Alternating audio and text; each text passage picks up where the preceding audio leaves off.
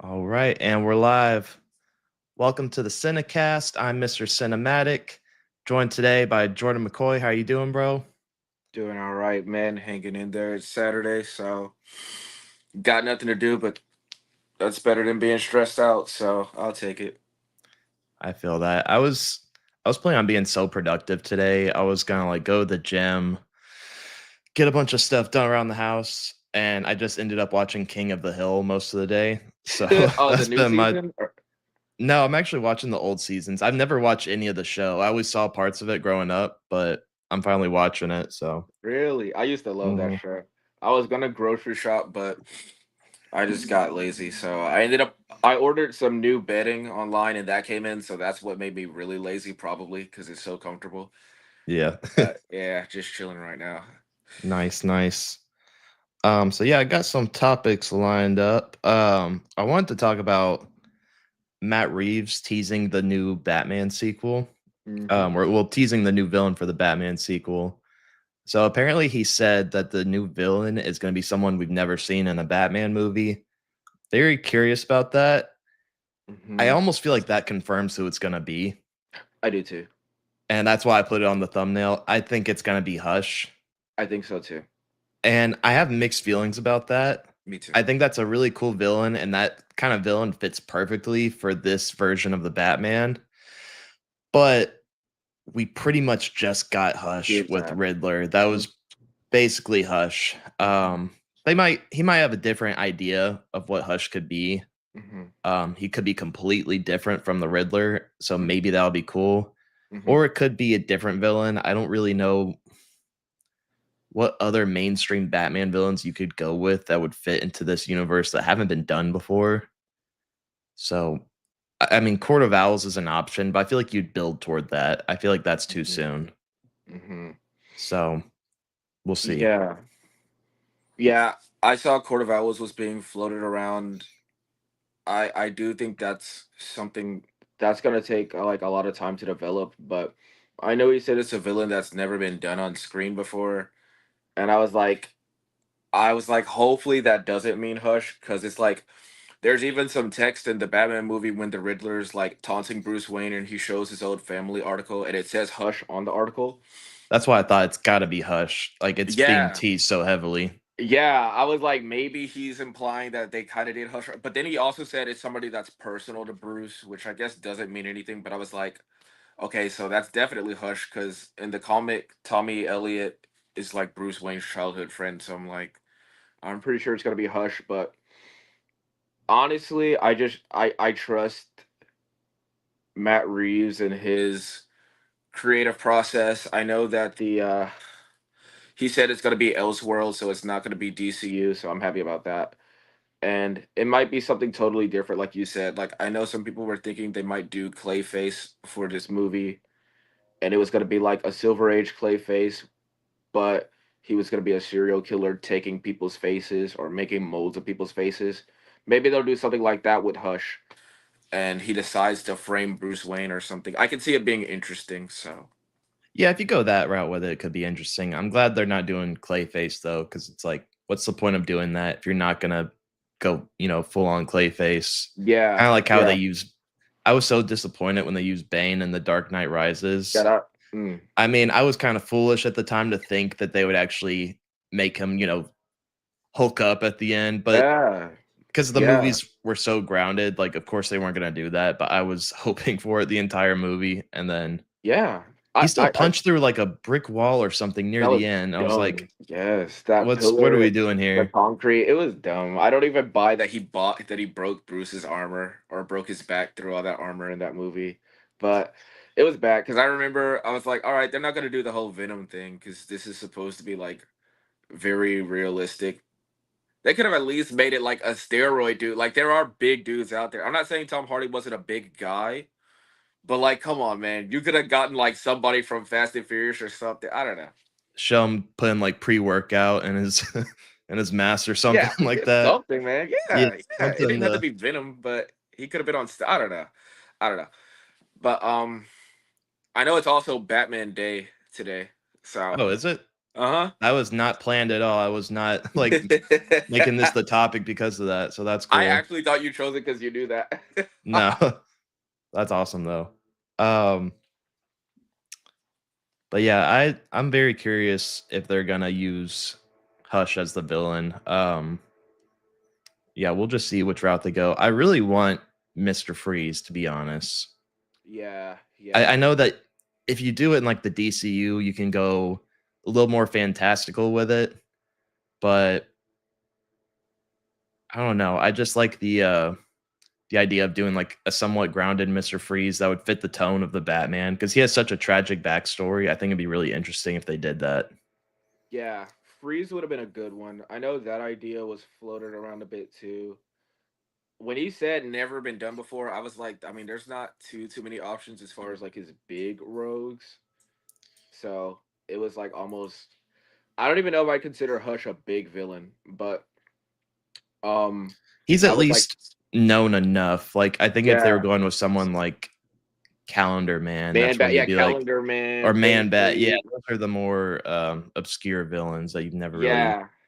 heard of My at all. favorite Batman villain was always, besides Joker, was always Scarecrow, and I was hoping they do that just because I'm also like a horror fan. So it would have been really dope to see Bruce Wayne, especially after like the Martha Wayne reveal. You find out she's in Arkham. If maybe Bruce Wayne, like I don't know, for whatever reason, like consults a psychiatrist or something, or there's just like a psychiatrist whose patients end up going missing or something, and they could have done like a Scarecrow story. Yeah, and there's a mental health aspect in those movies, especially regarding Bruce Wayne. I do feel like we'll probably get a Scarecrow movie at some point. If that Clayface horror movie is Yeah, really successful, they're yeah. gonna try to get a Scarecrow movie rolling right away. Yeah, I heard that the other thing is he was saying the next one's gonna deal with Bruce's like mentally spiraling even more. So I was like, maybe Scarecrow could show up. But then he did the villain hint, so I was like, no. But my biggest fear about the Clayface and it like spawning this villain universe is that it becomes like the Sony. I don't think it's going to, bro. But if it became like Craven and Venom and all that, please don't do that. Please don't. Well, all of that happened because Sony couldn't use Spider-Man unless he was Yeah. in the MCU. So they were just Mhm. trying to bank off of the characters that they could use, and they just Yeah. absolutely demolished those characters. Venom was fun, but like it's not Venom. It's like Yeah. drunk Tom Hardy running Yes. around. Yes. Yes. Um, yeah, those movies are a mess. I didn't But watch I the last three of those movies. I didn't see Craven. I didn't see Venom 3. I didn't see Madam Web. I was done after Venom 2. you're actually missing out not watching Madam Web or Craven. They're so damn funny. If you Oh, laughed at War of the Worlds, you're gonna laugh at those yes, I did. movies. I'm telling Really? you. Yes. Okay. I They're might that see level of bad. They're pretty funny. that. I've seen clips. I've seen clips of Madam Web, but nothing from Craven. I don't know which one's funnier. And that's a crazy thing. Like I'm trying to decide which one's funnier. That's how bad they are. Yeah, Craven had no. some moments like that come out of nowhere where you're like, what the fuck just happened? It's interesting. If you watch it, you'll know what I'm talking about. Okay, okay. I know Madam Web, the villain, has a really bad voiceover, and all of those clips are funny. But Oh yeah, all the ADR. They do that yeah, even more in Craven. they do? Yes, there's moments where I'm like, that is so obvious. It's Really? ADR. I It's didn't so even hear. bad. What? With who? With Rhino? Um, I think there might have been some with him. There is some with like Craven. What's funny is Really? that movie will convince you that Aaron Taylor Johnson is a horrible actor. Yeah, And then you watch something else and you're like, "Oh wait, he's actually a really good actor." Like I watched 28 Years Later and I was happy cuz that restored my faith in him.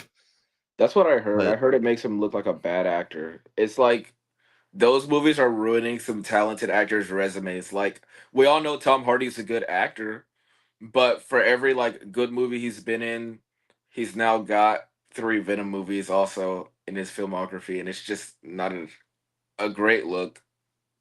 yeah, but I feel like he knew what character he was playing and I think he kind of improvised a little bit more than the others.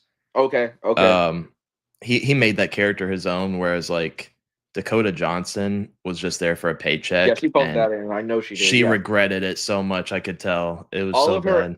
interviews when she was doing press for the movie were hilarious. She clearly didn't care about that movie. Those were funny. Oh, not at all. She was, like, very monotone the entire time. It was so damn funny. Mhm. Um, but before we move on from the, Batman topic, I want to bring up one other thing, and that's I've heard that they might be bringing in Robin into the Batman Part 2. I'm very curious how they could do that. I do feel like it could work. I've always wanted to see Robin in a Batman movie, but I think they've been scared to do that because it could either be really goofy or it could be, really cool.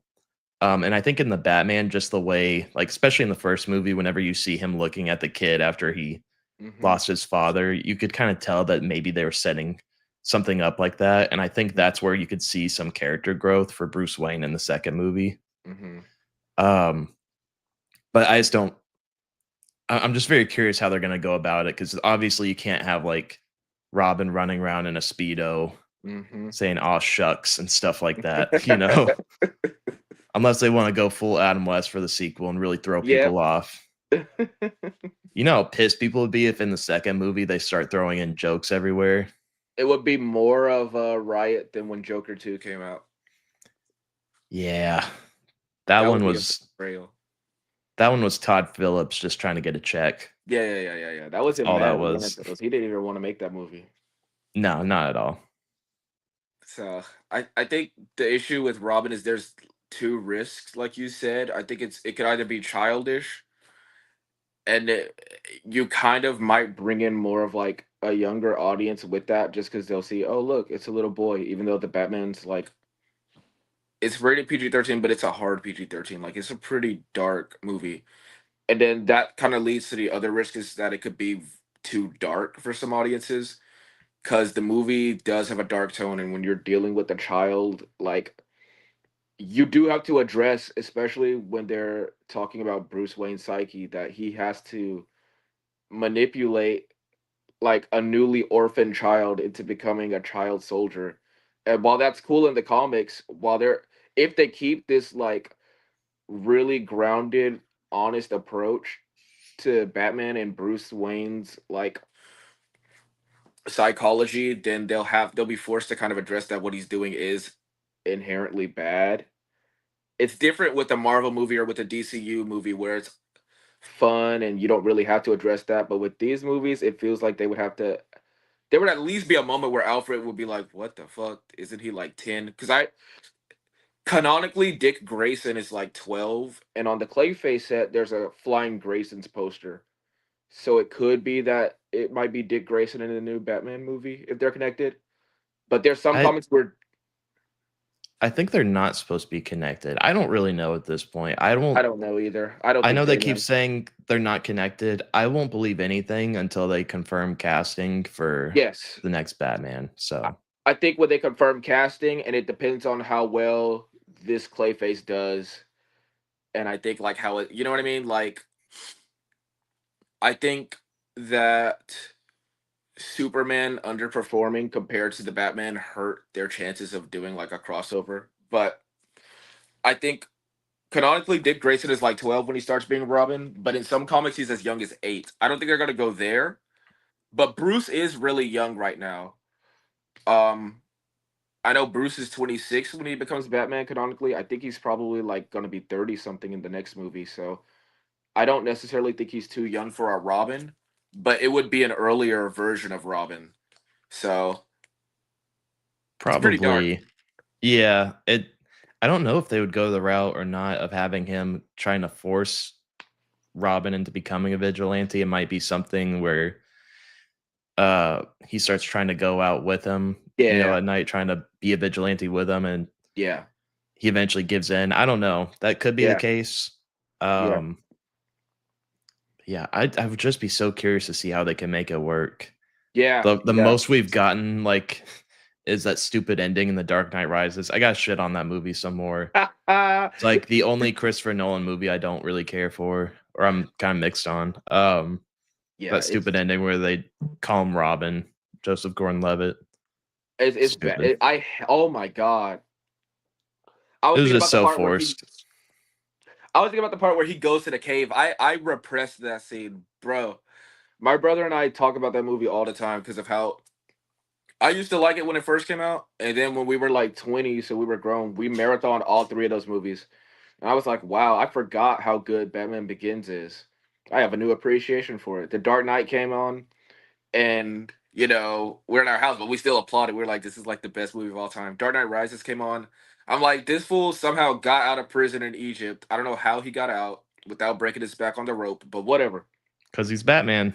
Because he's Batman. I guess he flew to Gotham City because it's an island now because all the bridges have collapsed. Yeah, it was a little confusing, to be honest. He took God knows how long to paint a gigantic fiery bat on the bridge. This city's about to blow up. I don't know how he got up there and painted it. He gave it to Robin. He said, light it up. Boof. Yeah. You see a big bat. When I was a kid, I was like, oh, okay, tight. But now I'm like, dude, it probably took him like 5 hours to make that big ass thing. And that's 5 hours that could have gone to him saving the city. I don't know how he got away from that bomb. People are like, he put it on autopilot. It's like, you're he stupid. It was he might have had Morgan Freeman do it. I don't know. he might have. He He might have. might have been up I there spray painting the whole thing. Morgan, yeah, Morgan Freeman Yeah. with his own self. I don't know, man. It's a goofy movie, but yeah, as long as they don't go that route with the Robin, as long as they don't make him some 30-year-old whose name is literally Robin, I trust Matt Reeves. Yeah, that would be hilarious. If they do that, I'm out. If they let me find out that this man's name is Robin in the movie. I want to ask, by the way, did you end up seeing that movie Him No, by any dude, chance? I was gonna go last night. I'm going tonight. Okay. I want to hear your thoughts. I don't think I'm gonna see it, which is Okay. really weird because it has two things I love, football and horror. Yeah. But for some reason, it's just the trailers aren't really doing it for me for some reason. Okay. Okay. Um, I've heard very. Actually, I'm not gonna say anything because I want you going blind. Oh, I've seen all the reviews. Okay, yeah, I've seen it's mixed. Oh, I've been saying it's like it's getting torn apart right now. Oh, it's getting torn. Oh, damn. Yeah, Because I've yeah. seen some people say like, it's really good. Like, there's a lot of hidden meanings in there, and then some people are saying it's trying too hard to be artistic. Mm, So very mixed. yeah, yeah. I do think it's cool that Marlon Wayans is doing a role like this. You don't really see him doing stuff like this at all. Hmm. So that's like probably one of the main reasons I would maybe want to check it out eventually. It's just not one I'm trying to like rush out to the theater to see. Hmm. Yeah, I've been seeing it might have like a cult following, but I saw the Rotten Tomatoes drop from like a 33 to a 30 to a 28. I don't really put much stock in Rotten Tomatoes, but I still want to see it. I'm still excited for it. Um, I know this is supposed to be like the first serious role Marlon's done since I guess Requiem for a Dream, which is a movie I'll never watch. I never finished that movie because I don't feel like being traumatized. But I'm excited. You do have the sports aspect as well as the horror. If it's not that good, I saw the runtime's like an hour 30. So Oh, it's not too bad. So it's not torturous. Although yeah, it could feel if a like it. movie, yeah, it could feel like an hour and a half can feel like 3 hours if it's a really slow movie. Yes, yes, yes.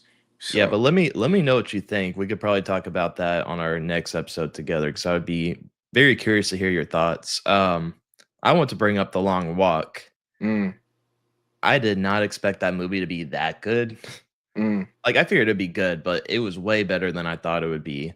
mm-hmm, And it takes some really dark turns. I mean, look, from the trailers, you know what's gonna happen, and if you pay close attention to the trailers, you know not everybody's gonna make it. That's the whole mm, premise of the movie. mm-hmm, But when you actually watch it, they go in directions you would not expect them to go.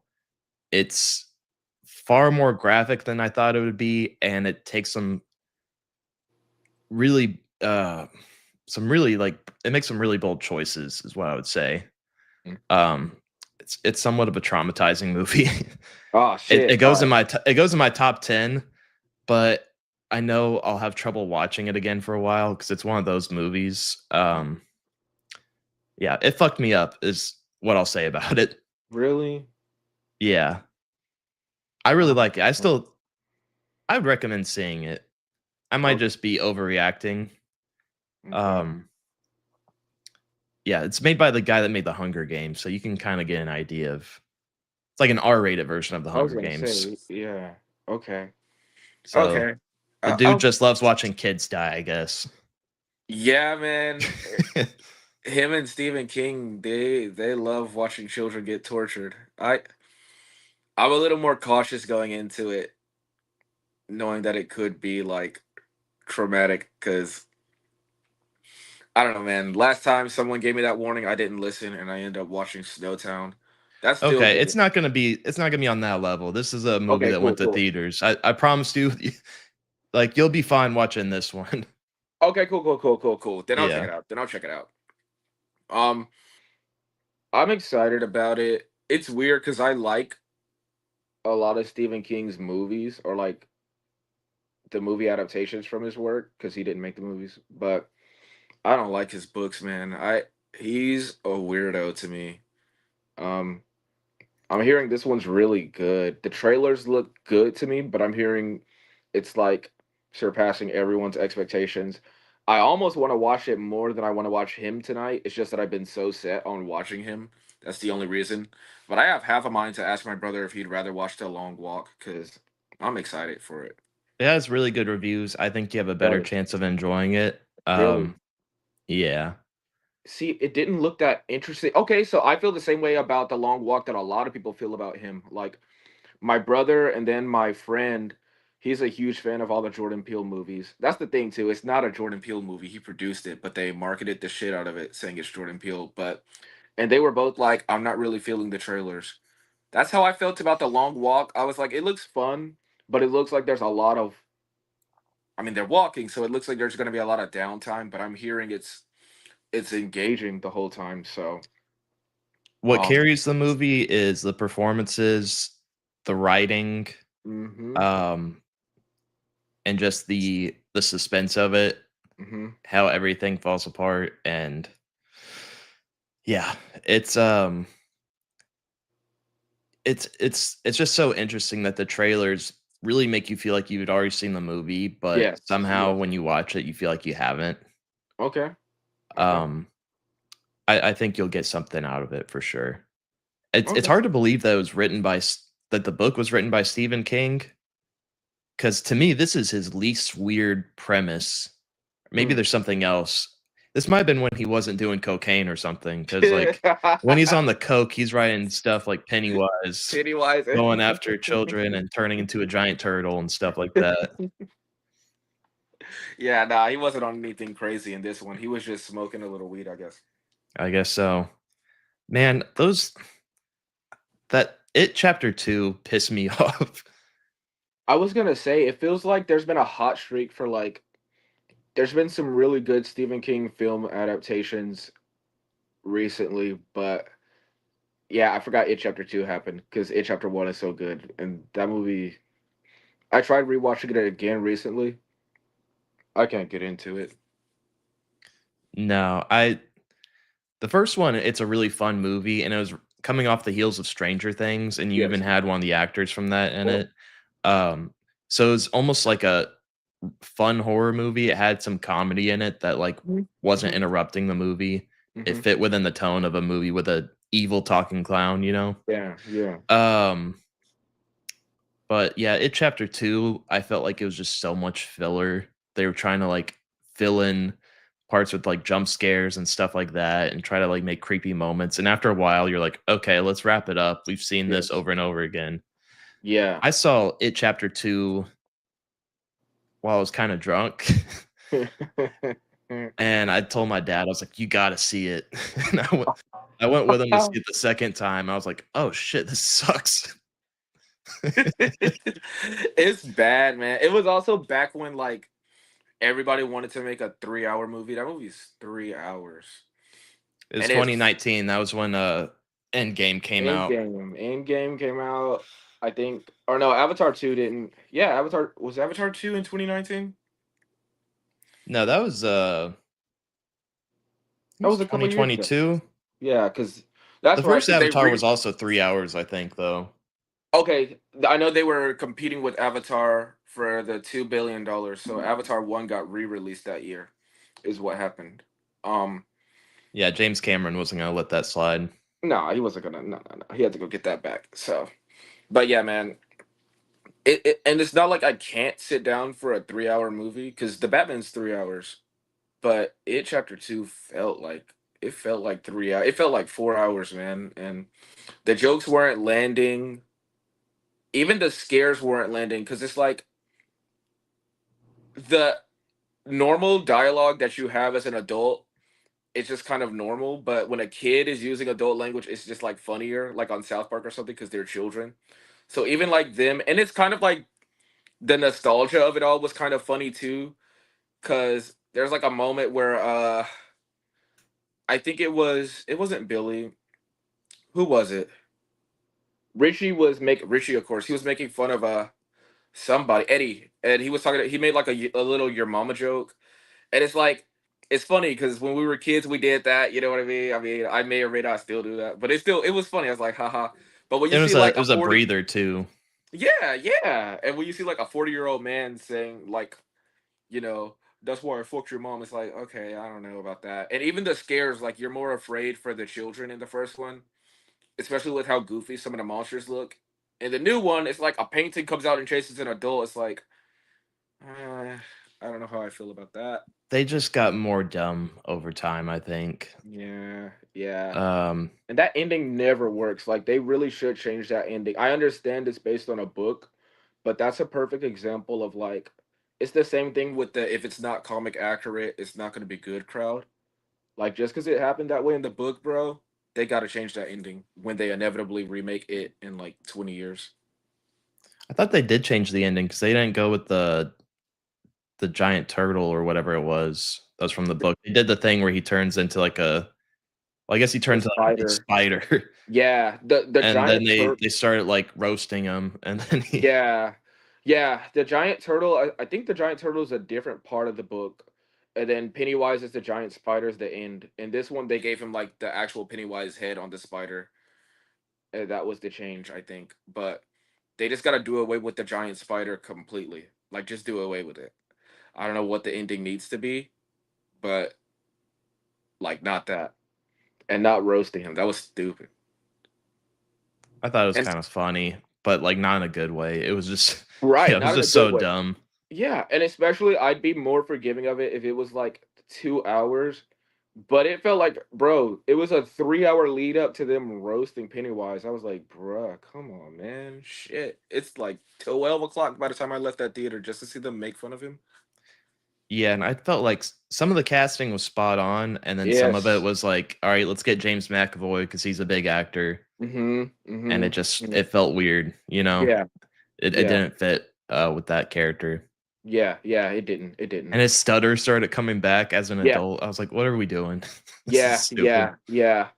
The trailers, I remember the trailers being amazing. Those trailers got me. It was the trailers and the fact that I liked the first one already. But the miniseries still holds up, I think. I rewatched it like a year or two ago, and I still really like the miniseries. I always forget it was a mini series. I think because I always watched it like on DVD or something. Mhm. Mhm. Um, yeah, that was pretty creepy back in the day as Mhm. a kid. That definitely made me more afraid of clowns. Yeah. Yeah, that was pretty fucked up. I saw Um, someone arguing about which one's scarier, Tim Curry or Bill Skarsgård. I saw that today actually. And it's like it's hard to say because Tim Curry when I was a kid scared me. It's harder to scare as an adult. I was already like 18 when the new one came out. I think Bill Skarsgård gives a great performance. I would even say that I like his Pennywise more, but I do agree with what somebody else was saying. Was there something scarier about the? I won't say scarier, but there is something unsettling about the fact that Tim Curry looks like an actual clown. Um, Bill Skarsgård, like Billy, bro, Georgie's little brother. When he went up to Bill Skarsgård in the sewer, it's like he's not long for this world. I saw somebody was saying like one day Georgie was gonna be walking home from school and like a mountain lion was gonna eat him up or something. He was Like gonna get in a white van or I something. was gonna, yeah, Like, bro. Somebody bro was gonna be was like, "Do you set want candy?" bro was Yeah, set up for failure. His he parents was. failed him. Like, His parents failed him. He was never gonna make it. I would have never walked up to something looking like that in the sewer. Tim Curry. I mean, there's clowns that kind of look like that, but Bill Skarsgård is like, why are you? yeah, as soon as my son turns like 4 or 5, I'm gonna show him it. And be I like, "All right, don't talk to clowns in sewers. You're welcome." I got traumatized around that age when I saw the first Air, but that's there's an abusive clown in that one, and that's probably what made me scared of clowns. Oh, yeah, I remember that. I'm scared of clowns to this day, bro. I went to a there's a really cool gym. You should actually go there. It's called Athletic Empire, and they always decorate it for like the seasons. So I keep forgetting for Halloween that they always have these crazy decorations, and it feels like they get more and more intense because last year there were a couple of skeletons, Grim Reaper, there was like a clown somewhere. But I walked in Friday and Thursday, and they scared the shit out of me both times. Cause there's something that looks like the Exorcist girl, life sized, and it looks so real. And it is like damn near pitch black dark in the hallways. It's just like very dim lighting in a corner, so it looks like the game Outlast. And when you come out of the restroom, there is a life size clown standing there with his head down. It's like 6 feet tall, and it keeps scaring the fuck out of me. I feel like that's a horrible idea to put in a gym because you have a bunch of people that are, like, on either pre-workout or they're pumped up, and you have a clown, like, out in the open, like, if I'm working out and I see a clown in front of me, like, I'm gonna end up swinging or End something. up punching it. Yeah, it, that's a it horrible it's idea. it scares me every single time. But I'm not gonna swing. I just like freeze or like jump. So, but it's also like it's far enough away. Like it's standing at the corner by the entrance. You just see it when you come out the restroom. But I also think that most people train. It's a 24-hour gym, so Okay. I'll go there at like 2 a.m. because that's just when I like to go when no one's around. So that adds to it. A lot of people will be there in the daytime or when there's people still working in that area. So you know you're safe. But me, I'll go there when it's literally like abandoned. There's no music playing, all the lights are out, and there's a clown standing. So I'm like, oh shit. Oh, no. Yeah. So Yeah, I used to get, the gym that you and I both used to work at, that, anytime, like, I was closing and I would turn off all the lights, I would get so creeped out. Sometimes I would, like, hear something like a weight fall or something like that, be like, I'm getting the fuck out of here. Hell yeah, no." it's creepy being as soon as you turn the lights out in I would say that's not your home, but even like sometimes even your house, man, just like being alone somewhere with all the lights out at night is kind of like, all right, hopefully nothing's around the corner. So, but oh yeah, that's the other thing. The gym, the door was like, I don't know if it's broken, but it won't close all the way now. So it's like you're always wondering if somebody could walk in there. You know what I mean? So when I walk out and just see a big ass clown sitting there, I was like, okay, what's that? Is that just a decoration or what's going on? Because it's not October yet. But Oh, no.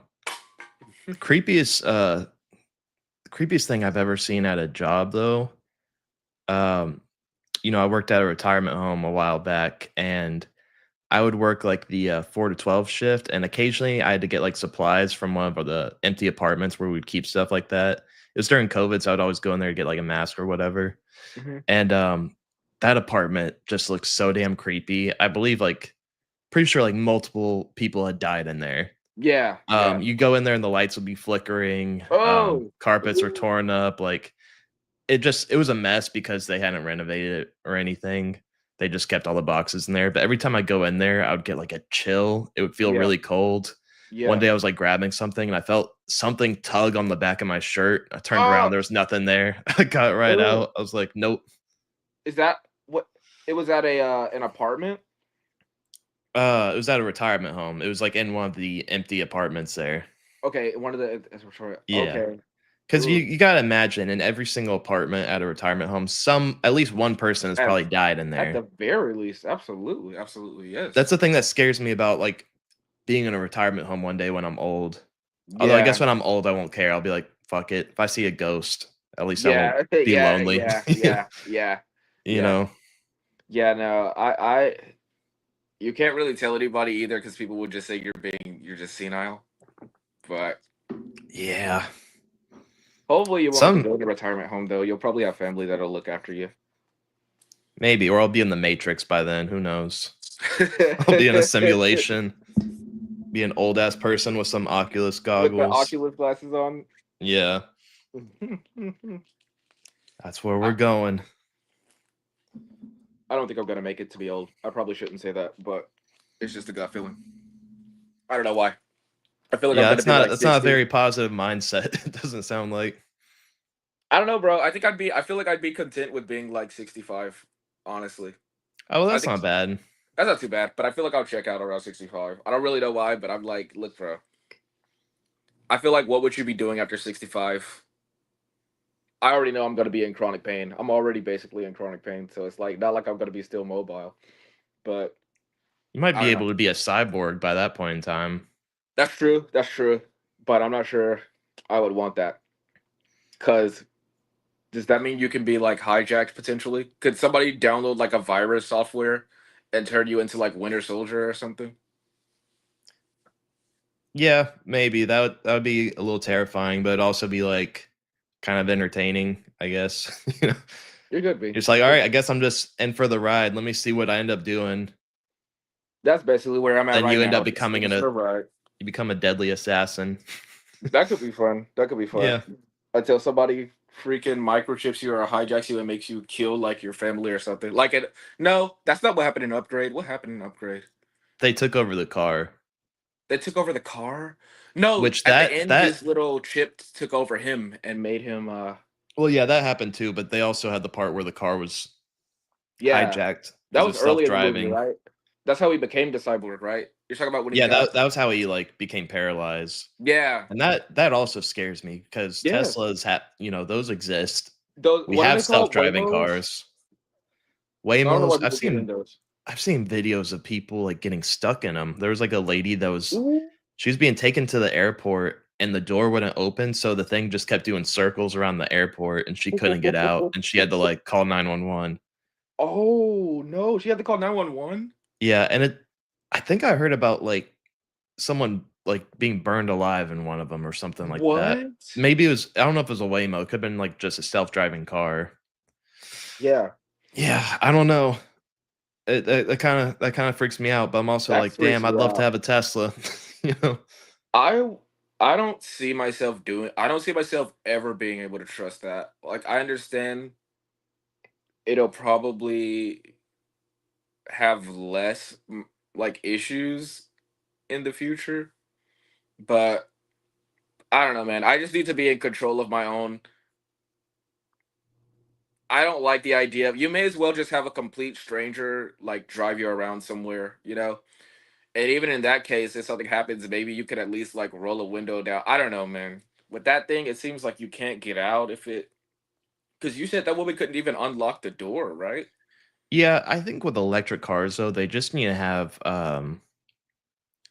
some sort of, like, safety protocol or something like that, like, some emergency thing that people can use that, completely turns off the, like, self-driving feature or something like that. I don't know. Yeah, yeah, yeah. That's just kind of insane. Yeah, I'm scared of that. I would never get in something like that. Yeah, but I do feel like we're going the direction, though, where it's just gonna be all electric cars eventually. Yeah, for sure, for sure, for sure, for sure. I don't know about self-driving cars, but I do think there are a lot of them going to be electric in the future. Most likely, yeah. Um, I want to bring up the last topic I have on here. I know we kinda, like, got off of, a movie talk a little bit, but that's fine. I kinda wanna keep this podcast open to, it's always gonna start with movie talk, and then I kinda wanna, like, let it become Yeah, anything, just talk yeah, about whatever, you know? yeah, yeah. Talk about Chuck E. Cheese getting arrested, stuff Getting like that, arrested. you know? Um, but yeah, I wanted to bring up, apparently Paramount put in a bid to buy Warner Brothers. I I just don't know if I like that because Disney already bought Fox, Mm, and I know there's other studios that have been bought out. I don't wanna see us have, like, only 3 major studios, you know? 'Cause mhm, that becomes a problem where we get less movies, mhm, there's just too much control. I'm starting to think we need more studios. I mean, A24 is it's huge right now, but they don't really do franchises. The ones that do franchises are the big studios, and I think we do need more franchises, like original ones, to keep the theaters open. mhm, You know, even though comic book movie fatigue is a thing, and I even feel it sometimes, those movies need to exist to keep the theaters open. mhm. So, I don't wanna see Paramount ruin things. I know that they've made some dumb decisions in the past. Although I would love to see, Optimus Prime fight Batman just for the fuck of it, you know? That would be interesting, but yeah, I don't know. Yeah, I so at first when I saw the news, I thought that I saw DC was being bought, and I was like, okay, I'm kind of cool with that. Um, just because the DCU, I think it does seem pretty directionless so far. I don't like it because I'm like, I don't want to see, I don't want to see the Batman go. Uh, but then I realized they were saying that all of Warner's going to be bought, and my first thought is like, well, good luck with that because Warner had a huge year this year at the box office. Like, The Conjuring's already on track to be what, like the third highest grossing horror movie of all time, with I think like the best opening. I saw what else was there? Sinners did really well. Um, Apparently this new Leonardo DiCaprio movie is doing really well. I think Weapons did pretty well too. That was one of theirs. Weapons did. Minecraft was their biggest movie, That's what surprisingly. it was. Yeah, Minecraft. that was huge, and then, of course, they had Superman. I think that's the Yeah. reason they're selling Warner Brothers is because they've made it profitable. Like, now it Mm, actually has more value than it used to. yeah. Yeah. So but again, I just don't wanna, like, have very few studios, you know? Yeah. I agree. I agree. Yeah. Yeah. Yeah. And You make a seeing good that Warner point. Brothers logo is iconic, you know, It whenever you is. see that start before a movie, I don't wanna It see is. just Paramount, you know? Oh, bro. Yeah. Yeah. Yeah. I agree, man. You make a good point. And then you would have to buy like a new freaking. Well, I guess there's already a Paramount Plus streaming service, so Really, I mean, they'd probably just merge with HBO Max, and nobody uses Paramount Plus, so nobody uses that. Yeah. But yeah, that would I will miss Warner Bros if they do that, man. Seeing that before all the I know like Disney and Marvel are huge, but Warner Bros. I've seen that logo on some of, if not all of my favorite franchises of all. I've seen it on the you got The Conjuring, Harry Potter, Batman. Um, I think New Line Cinema's Nightmare on Elm Street. I think that's New Line. But yeah, man, there does need to be more studios and more variety. And what happens when one studio like shuts down or is getting boycotted or something like that? Then you won't be getting as many projects. So, and then there's also like they not only will you only have a few studios to choose from, but they're all gonna feel the same. Like for better or for worse, when a movie's Disney, you can pretty much always tell like, all right, this is a Disney movie. And I don't want to see that happen where it's like it's either this is a Disney movie or it's a Paramount movie.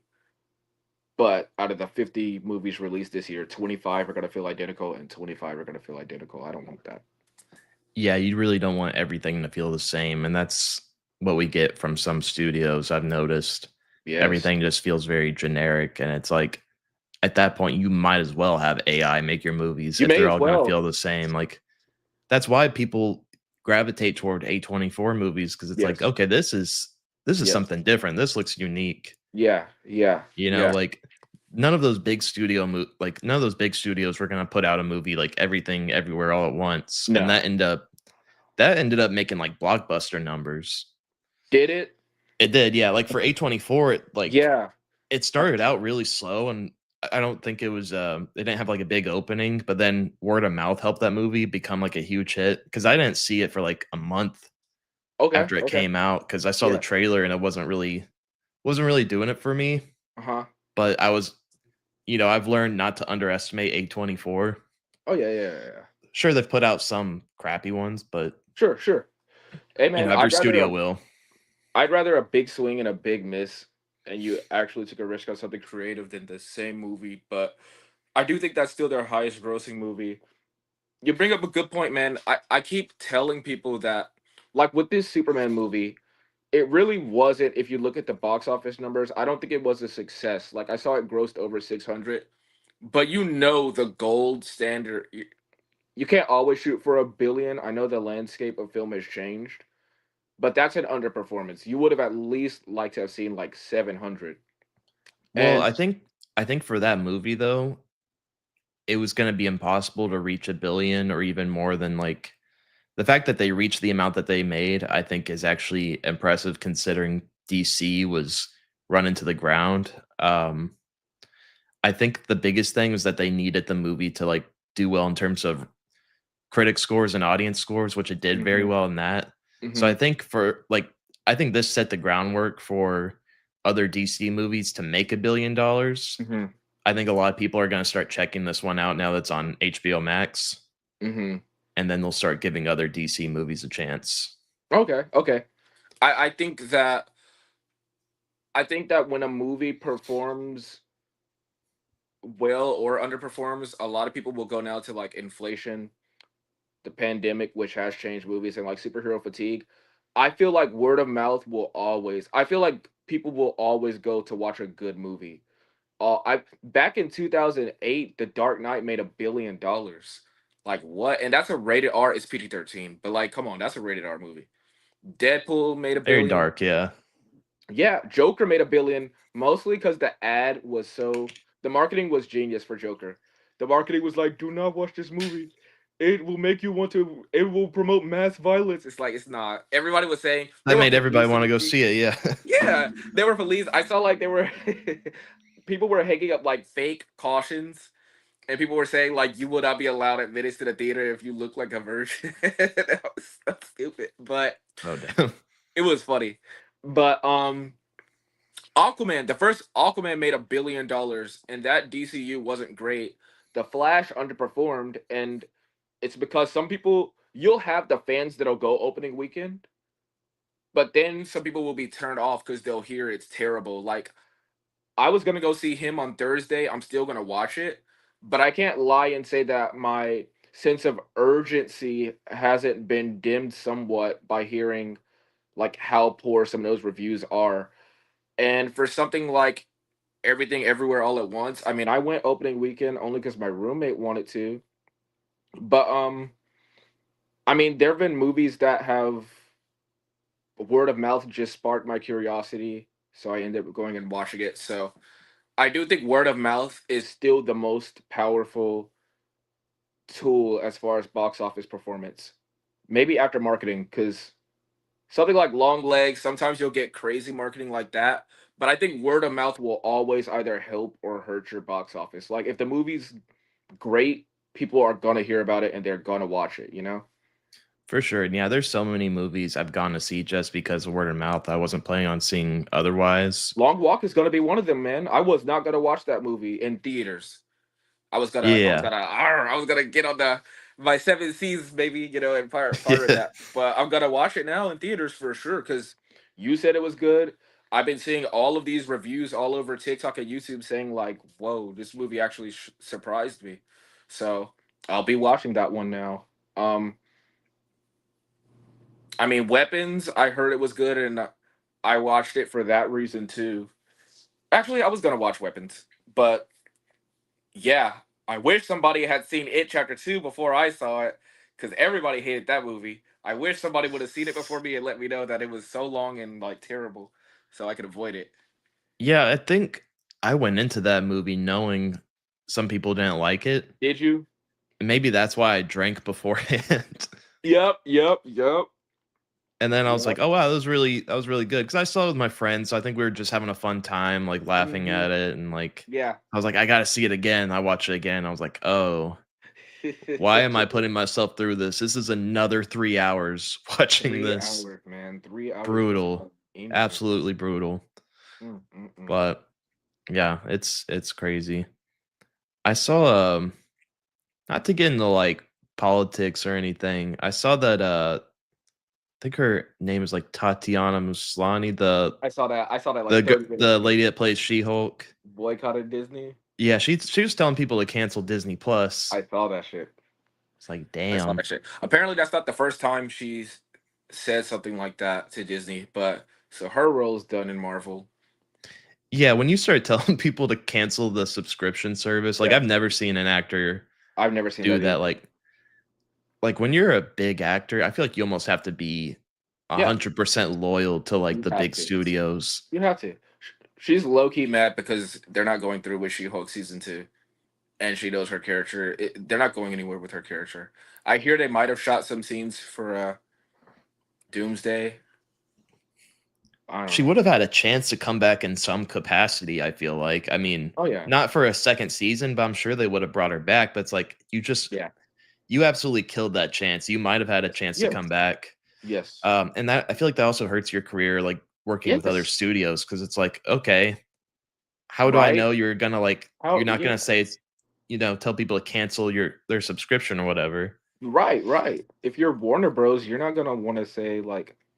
I mean, that's just like working at any job, right? If you don't want to leave on bad terms, that's bad on your resume. So I don't know why she decided to blast Disney publicly like that. So It was because of the Jimmy Kimmel thing with him getting shut yeah, down.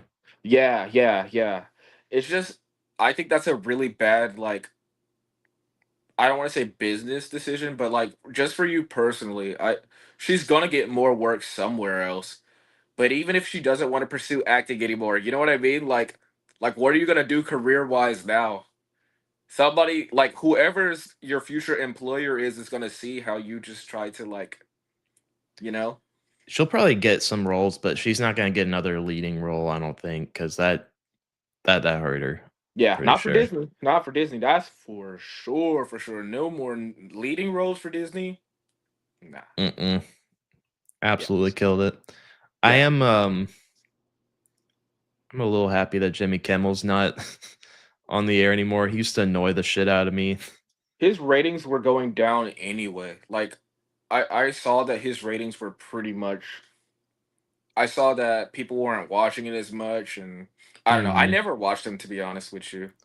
I saw how he made his show all about politics, and at the end of the day, I don't care about anybody's political opinions. Everybody has Yeah. their own opinion, and that's Right. completely fine, but, like, the role of a late night host is to entertain people and just, Yeah. take them away from the problems of the world, and I know that people aren't watching those kind of shows as much anymore, but you can still check it out on YouTube, and every single Yeah. time, like, I saw a clip of him come up, it was just him, like, ranting in a pissed off way, where it's like, you're Really. not even trying to, like, make people feel better or, like, Yeah.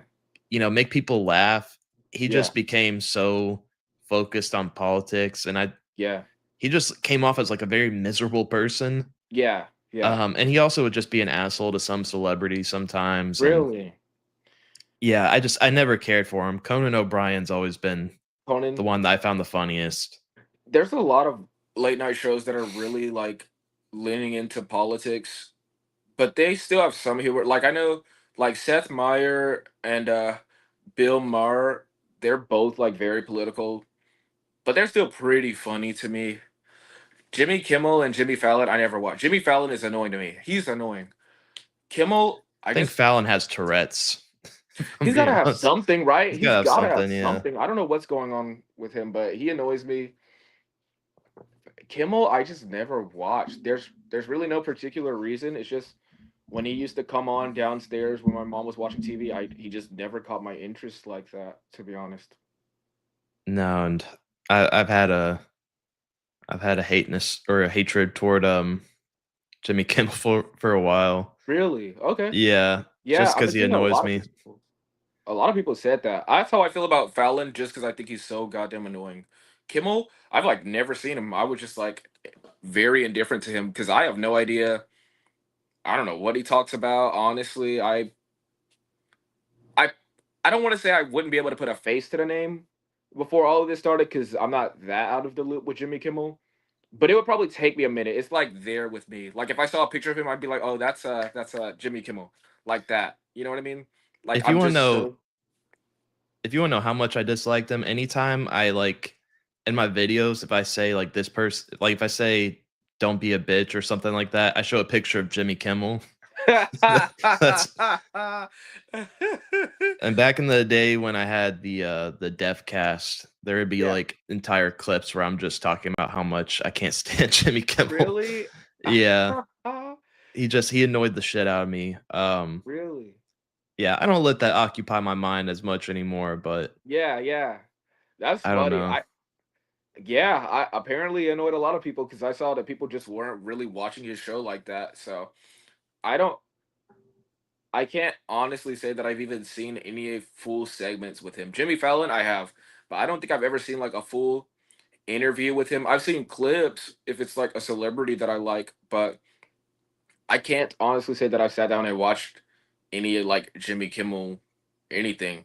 But He used to yeah. have, I think, some good segments where, like, he'd have someone go out on the street and do, like, interviews and they'd be funny, but it wouldn't even Oh, always be him going out, with but that one little what was that dude's name? the I think it was, like, Guillermo or something like Yeah, that, that's yeah. him. Is that Jimmy Kimmel show or Fallon's? Yeah, That's that's Kimmel's, right? Kimmel. Yeah, Yeah. yeah. Okay, I did like that then. I like that. I thought that was funny. Um, Yeah, I so, thought I mean, Guillermo. I give him probably too much hate. No, I I mean got I like Guillermo. I just didn't see. I never really. That was like about it. Like I wasn't entirely sure if that was Jimmy Kimmel's show because I've only seen like Guillermo do stuff and then I would turn it. But um, yeah, it's funny seeing all of the like. I don't want to say backlash, but like Tatiana Maslany has ruined potentially her career over something that like kind of doesn't have anything to do with her, which is interesting to me. yeah, a lot of famous people have kinda been, like, hurting their careers recently. I think just Yeah. because it's like they just start, like, getting too involved in politics, I think, Yes. and they overstep, and it's hard to listen to somebody that's living in a mansion, you Yes. know? Oh my goodness. Like, Yes. it's like you don't know the struggles of, like, other people, you know? Right. Right. Yeah. So, Honestly, if I ever make it big for some reason and anything, like if I ever get some money, I'm gonna do the exact same thing that I do right now with all my other jobs, and that's just keep my mouth shut. exactly. Yeah. Like why? Like you are at work, you know what I mean? Like that's just something you shouldn't be. I don't think that you're supposed to be bringing up stuff like that in the workspace anyway, regardless of if you're like people like Pedro Pascal, they'll talk about certain. I'm not saying if you don't feel it on your heart to like use your platform to promote something that you shouldn't do it because you should, but just be ready to lose your job for it. I don't think that's necessarily an infringement on your like your individual liberties or your freedom of speech. It's just that's a consequence of exercising your freedom of speech, right? Like you're not being attacked. It's the same thing if I go to work right now and I start saying something fucking. If I say like something derogatory towards a certain demographic, I'll get fired because I should get fired. If you're on tour for Fantastic Four, you should probably talk about Fantastic Four, and that's about it. You can make yourself like seem a bit personable and charming, but as far as like the reason why you don't want to get into politics as an actor is because you will be drawing a line somewhere. You're gonna divide. You're gonna cause some division, right? Like so, that's money left on the ground. If you're Marvel or Disney, you want to bring in as many people as possible, and like wherever you lean politically, if you address it while on a press tour, you're gonna turn some people off. So it's just like, why do that? You know? Absolutely, and it's like, I don't care like I said, I don't care about people's, opinions. I don't really lean left or right. I don't really give Yeah, a shit. yeah, I'm open to, like, everybody's opinions, having discussions or whatever, but, yeah. um, yeah, I think I've heard a lot of people say that, canceling Jimmy Kimmel's show was a form of censorship. I I've don't been really seeing that. see it that way. I know. I see it as you said something that your job disagreed with, like you said, so they have Yeah. the right to fire you. Right, If he right, wants, right. he could get on YouTube, he could get on Twitter, he can Yeah. say whatever he wants. Yeah, he's big Um, enough to make it on YouTube. because they fired Gina Carano for, like, speaking her Yeah, mind. yeah, yeah. So it's like, why can't it happen to him? There's just a Right, double right. standard, you know? Yeah, no, that's exactly what it is. That's exactly what it is. It's a double standard. And it's like I don't I feel like people often mistake like freedom of speech as like freedom from any kind of like a consequence. Like you could just say whatever the hell you want and people have to just stand there and be like, "Oh, well he said that." You know what I mean? Like if somebody walked up to me and just like fuck you, you bit. So like the craziest I've never like gotten into fights or anything. I've only gotten into one serious fight in high school because there was a kid and he called me the N word, like the hard N word, and we got into it. Like we were, it wasn't really. We stopped because a teacher came, but for a minute we were getting on. I was like, bro, I'm whooping your ass, and it's like, did he have the freedom to say that? Absolutely. Would I ever like try to take that freedom from him? No, but I will beat your ass There to the best of my yeah, ability for saying that. it's like, yeah, freedom of speech, but you don't have freedom from From consequences, consequences, you know? absolutely. Yeah. Yeah, he was like, "It's a free country, I can say what I want." I'm like, "You absolutely can say that. Now come get this work." So Yeah. I so mean, it yeah. had to be done, you know? Oh, yeah, it had to be done. It had to be done. I would do it all over again too, and I would let him say it. Of course I would let him say it, then I would beat his ass. It's the same thing as Yeah. anything, like, I can't walk into if I run into an airport and say like, "Oh my god, fire." It's like, "Okay, you have the freedom to say that, but now you're gonna get arrested because you just caused a mass panic." Like, you can't just go around saying whatever, and I'm not saying that's what Jimmy Kimmel did, but it's like I mean, even more applicable. Like if I at work, because I work around kids, if I say something freaking crazy, I should lose my job for that. I should absolutely lose my job for that. So yeah, man. And I I think it's, you know, I just feel like ABC was justified in firing him because he was trying to use a man's death to, yeah, you know, promote his political party. It's yeah, like, what yeah, do you yeah. Which is just tell jokes. yeah, man. That's tasteless, and it's Yeah. also I do also believe that his ratings were so bad, he was like he had one foot out the door anyway. So not only are you doing something you're not supposed to be doing on the job, you've already been like written up and reprimanded on your job.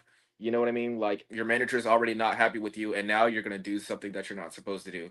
So it was bound to happen. I saw somebody was saying it's interesting because like making like tasteless jokes like that with the timing, like it's very recent and it's a very sensitive thing right now. There's only like there's three comedians who could get away with it. And they were like, only one is living because Richard Pryor, George Carlin, and Dave Chappelle. Dave Chappelle, the one man living who could probably make a joke like that and get away with it, is not making jokes like that. Because even he knows like you're gonna get some type of backlash for that. So Yeah, like just Dave Chappelle why has go common there? sense. Huh? I'm saying Dave Chappelle has common sense, you Yeah, know? yeah, yeah, yeah, yeah. Even Dave Chappelle's like, I'm just gonna sit this one out because it's like, why? What good is gonna come from that? So it's hard to feel bad for a grown man doing something like that because it's like, I'm not really sure what he expected. He probably expected to get some more views because even negative attention is better than positive attention. At least we used to think, and clearly that's not the case anymore, not in certain situations. Because if you get too much negative attention, that reflects badly on ABC, and they can't have that. Like, of course, your employer is going to have to take a stand because you're representing them, so they have to make it clear that they're not like in agreement with what you just said. So, yeah, I What's even worse than that was, after the election, he went on a show and was crying in front of his entire audience saying, like, the country just made a huge mistake. Jimmy Kimmel, Yeah, I'm like, really, to me, that's even worse. That's just sad. That's embarrassing. really. I Yeah. It always makes me mad. So that's like one of the main reasons I dislike Jimmy Fallon. It's just like, and who am I to say like how he actually felt? But it was a situation right after Kobe Bryant died, and he was recounting this one story he had of him and Kobe where they had a moment together.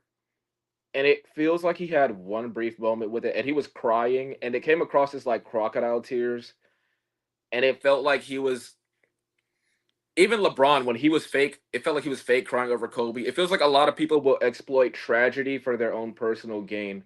They'll make themselves somehow look like they're the victim of it all to get like sympathy, and that always rubs me the wrong way. And the death of Kobe was, and people's reactions to it was one of the main things that made me hate LeBron and Jimmy Fallon.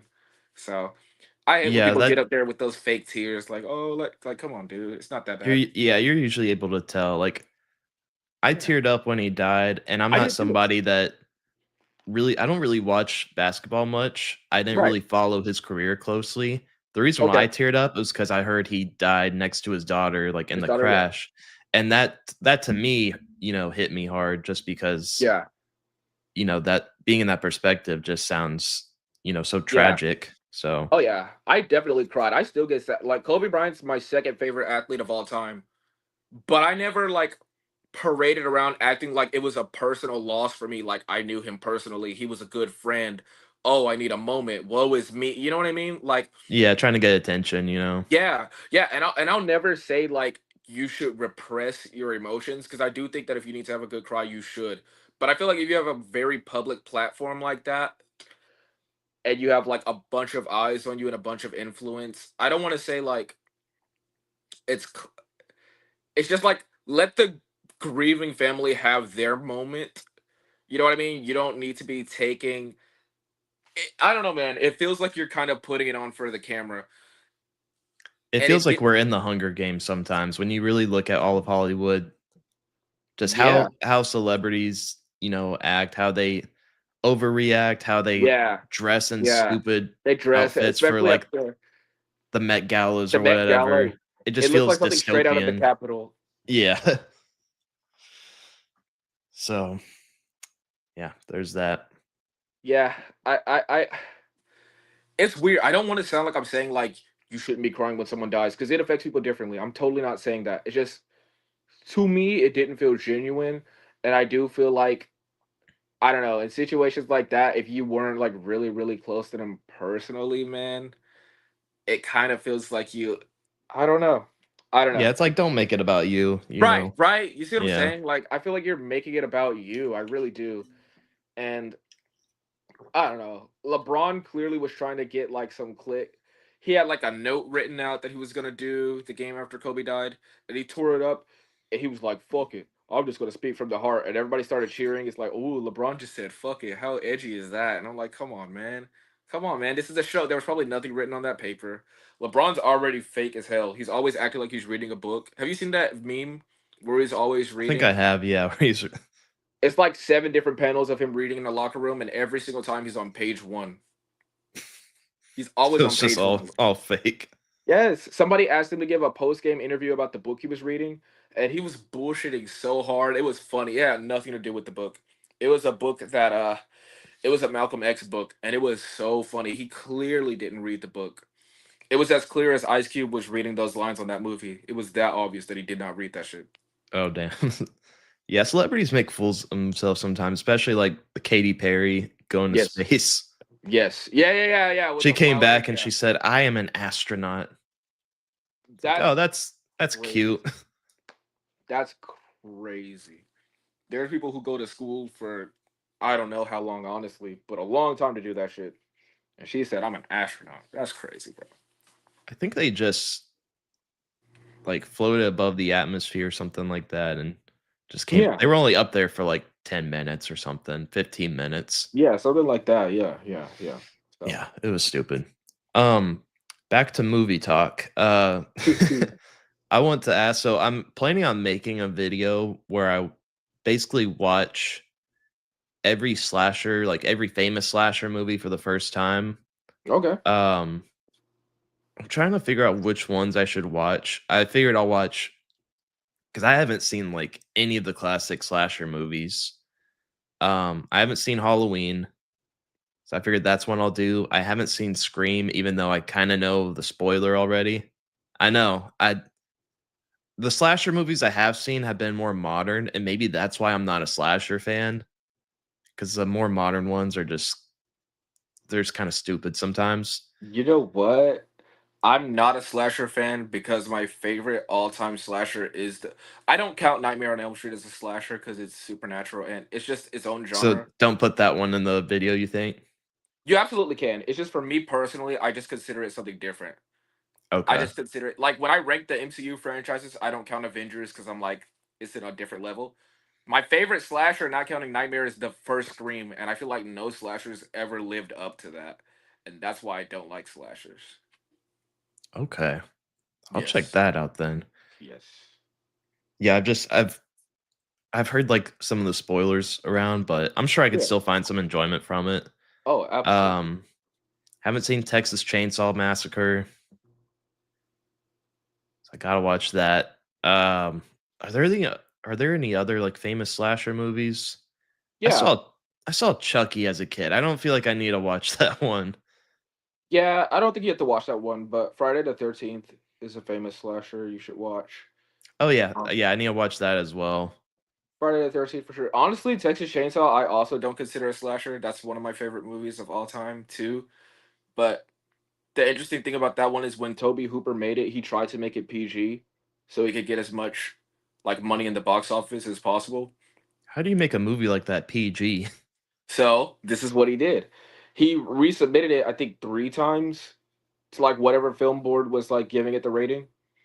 And there's actually no gore. There's not no gore. There's only like one moment of blood, and I won't spoil it, but for the most part, all of the gore in Texas Chainsaw is implied. That's why he thought Oh, it'd be PG. Then he was like, "Can I at least get PG-13 because it's all implied?" But the movie's just so disturbing. That's why it has the R rating. So that's it's another also movie. based off a true story. I feel like that kind of adds to it. Yeah, yeah, yeah. That's another movie I loosely categorize as a slasher. Um, but Friday the 13th is a good one. Uh, I haven't seen American Psycho, but I hear that one's Is pretty that one good. really considered a slasher though? Or I don't know. I have I don't seen know. American Psycho though. It's pretty good, but I felt like that Okay. was not really didn't really fit in the horror genre. Okay. Okay. It's I mean, I guess it's a thriller. Okay. Um, it's also kind of comedic at times though. Yeah, yeah, yeah, yeah. That's what I can't say that's what I've heard, but I there's it's been memed to death that movie. But Oh yeah, like nonstop. no, yeah, yeah, yeah. Um Friday the 13th is good. The first one. Honestly, the first two are good and then it gets stupid, but that's what makes it funny to me. Like Jason Goes to Manhattan or Jason Takes Manhattan is funny. There's Oh Jason yeah, in I've heard of Space. that. They even have like Freddy versus Jason, right? Freddy vs. Jason is fire. That movie's so stupid. I love that movie. Jason X when he goes to space is funny. Jason Goes to Hell is so funny. Jason Goes to Hell is funny. It almost makes it sound like those it's like those early comedy movies like Ernest Goes to Jail and stuff Yeah, like yeah, that. yeah, yeah, yeah. It sounds just Yes, like yes, that. yes. It sounds like Freddy that. Goes Yes, to Hell yes. or Goes to Jason Hell, Goes to man. Hell, I mean. It's stupid. It's stupid.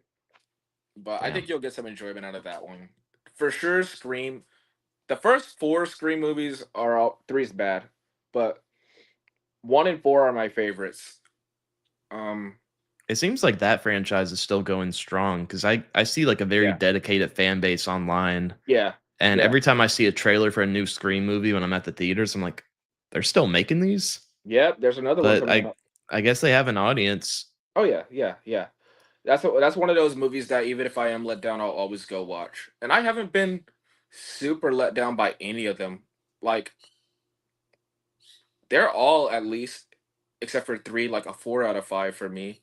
Six, I wanted it to be better, and it's kind of stupid to me, but it's still really good. It's really fun.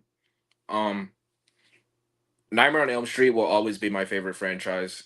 Each one of those movies are so different, and they're all so creative.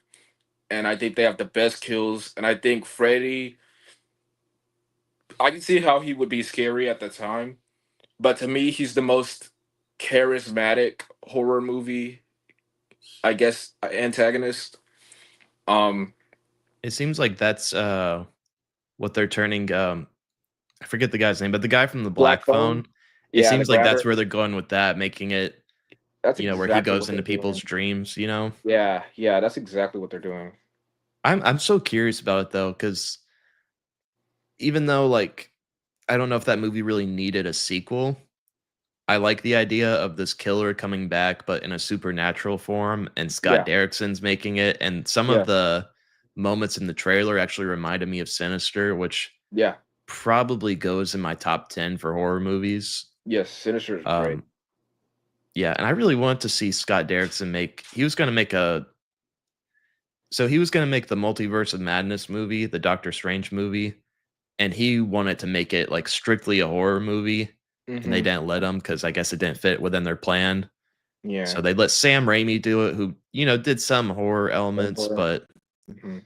Scott Derrickson, I would have loved to have seen that. Yeah, yeah. That would have been cool. I know, I know Sam Raimi's got that horror comedy thing going on, so that's probably why they kind of went with him ultimately. But I think Black Phone looks interesting. I think that the Grabber's a really good villain. And my main concern with this movie is I was asking my brother like we do this thing where we try to predict like how we think a movie will age because I feel like that's what determines like how good a movie really is. Like does it stand the test of time? And I was saying I could see Grabber becoming like a classic horror movie icon. Maybe not on the level of like a Freddy, but I could see it being up there with like a I don't know. Maybe like in that same space as like your Terrifiers of the world, your It I don't seems want to like say they're Oh, sorry, go on. no. I was just saying now I think they've ruined that because now the risk is he's gonna always be compared to Freddy. He's no longer his own thing as the grabber anymore. And you're never gonna live up to Freddy as well. So if you have people going in that are just comparing it to Freddy the whole time, that could like I don't know, ruin their experience. But I think the grabber could have been his own thing and he could have been something special. I haven't seen the movie yet, obviously, but it feels like he's so Freddy. Even the idea of him coming back in a supernatural sense is cool, but it looks like Nightmare on Elm Street. Like it just looks like that. So Yeah, we'll see how the movie plays out. Could be entirely different for all we could know. be. It's just the premise sounds like Nightmare on Elm Street. Yes. There's Um, a couple of kills from the trailers that are like straight out of Nightmare on Elm Street. And oh, I'm really? excited. Yeah, I'm very What? excited. I've heard some people saying they're okay with it because it's I like am you don't really get Nightmare on Elm Street right. anymore. So if this Yeah. is the new version of it, I think a lot of people will still be happy. I've seen that. Um, I've seen that. I think it's just the character himself where you might end up comparing him Yes. Yeah. to Freddy Krueger, but Hmm. at Hmm. least you're still getting like a new version of Nightmare on Elm Street. And I think Yeah. Scott Derrickson's gonna make it pretty creepy. Yeah. Yeah. Yeah. For But sure. I think the Grabber has become a huge icon in horror. Because I already saw that they're doing like some sort of it's like Coca-Cola or Fanta thing where they put like horror icons on the cans, and it Oh, has really? like yeah, it has Mike Myers, Chucky, I think it has Megan too, which I don't know Okay. why. Uh, Okay. Interesting. but it does have the grabber on one of the cans. Okay. And I Cool. know they've done like Halloween Horror Nights for him, like for that movie. So At Universal? yeah, I think a few years back or something. Really? Okay. Cool. I've never gone to that, but I don't know. It just seems too expensive to go into a haunted house. It Just does. Yeah. Yeah. Yeah. yeah, I feel like the horror movie villains that will be pretty iconic in the future for our generation. I think Megan is so popular, she will be there. There's something about dolls that people like. Speaking yeah. of But that dolls, second movie hurt it so bad. see, that's what I think is going to happen with the Black Phone. Even though the Black Phone, I do think it's going to be a good movie. I think that could hurt the grabber's ability to submit himself. Like Valak is going to go down as one of like the icons of this generation. But Oh, the Ghoul, nun. oh yeah, the Nun. But Ghoul's another one that I think for sure could have been there and he should have been there. But Sinister 2 happened. I would have rather they never made a sequel than to make that sequel. They could even I go back and make Sinister 3 really good because Annabelle Creation is really good after that really bad Annabelle movie. But Sinister Yeah. 2 hurt it so bad, and apparently the first one was originally scripted to be like a horror comedy, kind of, because his name is Bagul, the demon, and the kids on the drawings they call him Mr. Boogie. Bagul is supposed to be like this demon that kids call the boogeyman, and it's supposed to be a play on that. That's why he goes around abducting kids, and he has to kill their family. So originally it was supposed to be like a boogeyman movie, and then they realized while they were writing it, they were like, "This is actually pretty fucking creepy." So then they made it a straight horror. Um, Yeah, that was the right call. it was the right call, and I think it's got such an interesting story, like all of that behind the scenes stuff. And I think the first movie is so effective. It still got one of the scariest jump scares for me with the lawnmower scene. All of the tapes are creepy as hell. I That one gets hate me every time, even when I rewatch it. the The lawnmower. lawnmower. Yeah. I turned it like down to just like the last notch on my volume to watch it, and it Yes. still made me jump. I was like, shit. But Ghoul, I think for sure should have been like a horror movie icon, and I don't know how nice time will be to him now because of the sequel. It's kind of made him. It hasn't made him like ban it. Like he's kind of fallen to the background a bit. I don't think he's as talked about in the horror space as he should be. Because that first Sinister, that's like an all timer for me. Yeah, I think the movie is, held in high regard, but it's just that character isn't talked about a lot. But Yeah. yeah, that first movie, the VHS tapes, Yes, bro. it's just so damn creepy. Yes. I think because it's like not even really showing anything supernatural, it's showing stuff that feels so real and so Yes. disturbing. The families getting killed. All of the Um, music on those tapes is disturbing. oh yeah, and I remember there was one jump scare in the movie that also freaked me out. It was like where the kids are like following him around his house.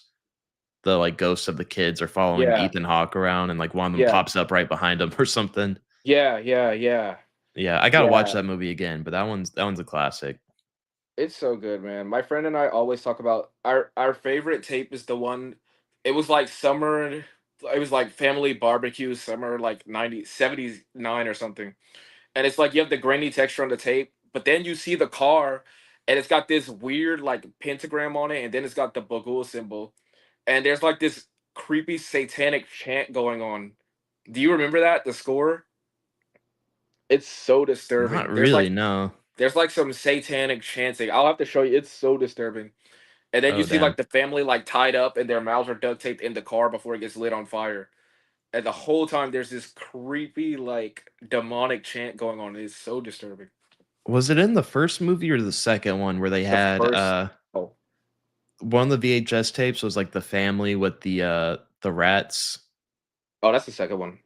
Okay, that's the only thing I remember from the second one that was actually pretty creepy, I don't but remember that. that gimmick kinda wore off a little bit, but there was like, it was like where all the family had a rat on their stomach and a bucket over them, and then Mm. you put, like, hot coals on top of the bucket, so then the rat's Oh only way out is to yeah, get through the stomach, which is like pretty what Riddler disturbing. did to the mayor on Batman.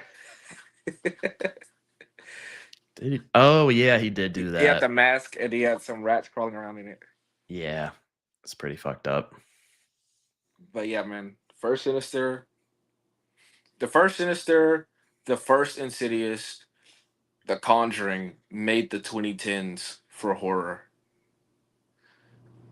I still think the scariest demon in the whole Conjuring franchise, a lot of people say it's the nun. For me, it's always going to be Bathsheba. Witchcraft always messes with me. And I think she did have the creepiest look, man. Her sitting on top of that wardrobe before she dove off, she looked so creepy. Yeah, Um, I think that was thanks to James Wan. He had, like, some really good cinematography in that. yeah, yeah, he did. Um, Uh, yeah, I think, that first one, it was just so creepy, especially, like, in the 3rd act when she's in the chair and they're doing the exorcism. That's, like, one of the creepiest parts of, like, the entire franchise, I think. yeah, yeah, yeah, yeah, yeah. I heard, speaking of Insidious, though, I heard that they're making a 6th one, and then there's also another one that they completely shot, Hmm. but I think they might not release it. Oh, they're not which going to? tells me it might be bad. They're just apparently there's an Insidious movie that it involves like a couple Yeah, and the they one, find a way to go into the further. the one with Camille Nanjiani. Yeah, they find a way to go into the further and bring their daughter back because like in the further you can go to different times. Yeah, They find a way to bring their daughter back through that, but of course like when they bring their daughter back there's consequences. yeah, To me that sounds like a really cool that premise, but I'm sounds also fire. like cuz it sounds original, like It compared to does. the other Insidious movies, but Yeah, I started thinking about it, I'm like Kumail Nanjiani has never done a serious movie. no, I don't know if I trust that. I don't either. I heard it was originally titled Thread, an Insidious story, and then I don't know if it was going to be a show, but it became a movie. Some people thought it was gonna. Do you remember the ending of the second one? There was like that girl, Yeah, like they never picked that back up, which pissed me off. I wanted to see what was going on with that. some people thought that might be it because it looks like she's in a coma or something. So some people were thinking that it might be Camille Nanjiani trying to bring her back. That's his daughter or something. Um, and now they're making. I don't know what they're gonna do with that, but I was interested to hear that. Even if it's trash, like that's one of those franchises I'll still watch. For me, it's Insidious, Nightmare on Elm Street, and The Conjuring for horror. Like no matter how bad they get, I'll watch them. And now they're doing Insidious 6, and I'm kind of disappointed because I heard they're bringing back Lynn Shay as Elise Renier. They've overdone that. They've She's overdone overstayed that, her bro. welcome. Why did they even bother killing her in the first movie if she's gonna be in every fucking movie? That's like in the Because Arkham Knight. she has to fight demons, like It's bad, bro. she's What, like gotta do fist fights like she did in the third movie. you saw that? Okay, I hated that movie. There was a Nobody wants part to where see she was her. like, she does this. I was like, Yes. what are we doing? She said, didn't she call it a bitch? She said, "Bring it, bitch," or something. And then Yeah. I saw she that movie in blew. the theater. I remember the whole theater started clapping. I Yes, think probably because it was just so dumb. it's so dumb. Then she called her mom. She blew a whistle in the fourth one, and her mom showed up and literally sucker punched her demon. And I was like, nobody wants to watch no 90-year-old woman fight a demon. So they're bringing her back. It's the same thing as in Arkham Knight. They killed Joker in Arkham City, and he was all over the Arkham Knight game. And it's like, I get that you feel like you think you made a mistake killing her off, but it's like, even if she survived, she's been in 5 movies already. Let that shit go. We don't need Elise for everything. It's It also crazy. eliminates consequences. Like if a character dies, you just know they can come back They're that going way. to come back It's like now. the multiverse, It's exactly like that. Yes, bro. Yes, yes. I'm Yeah.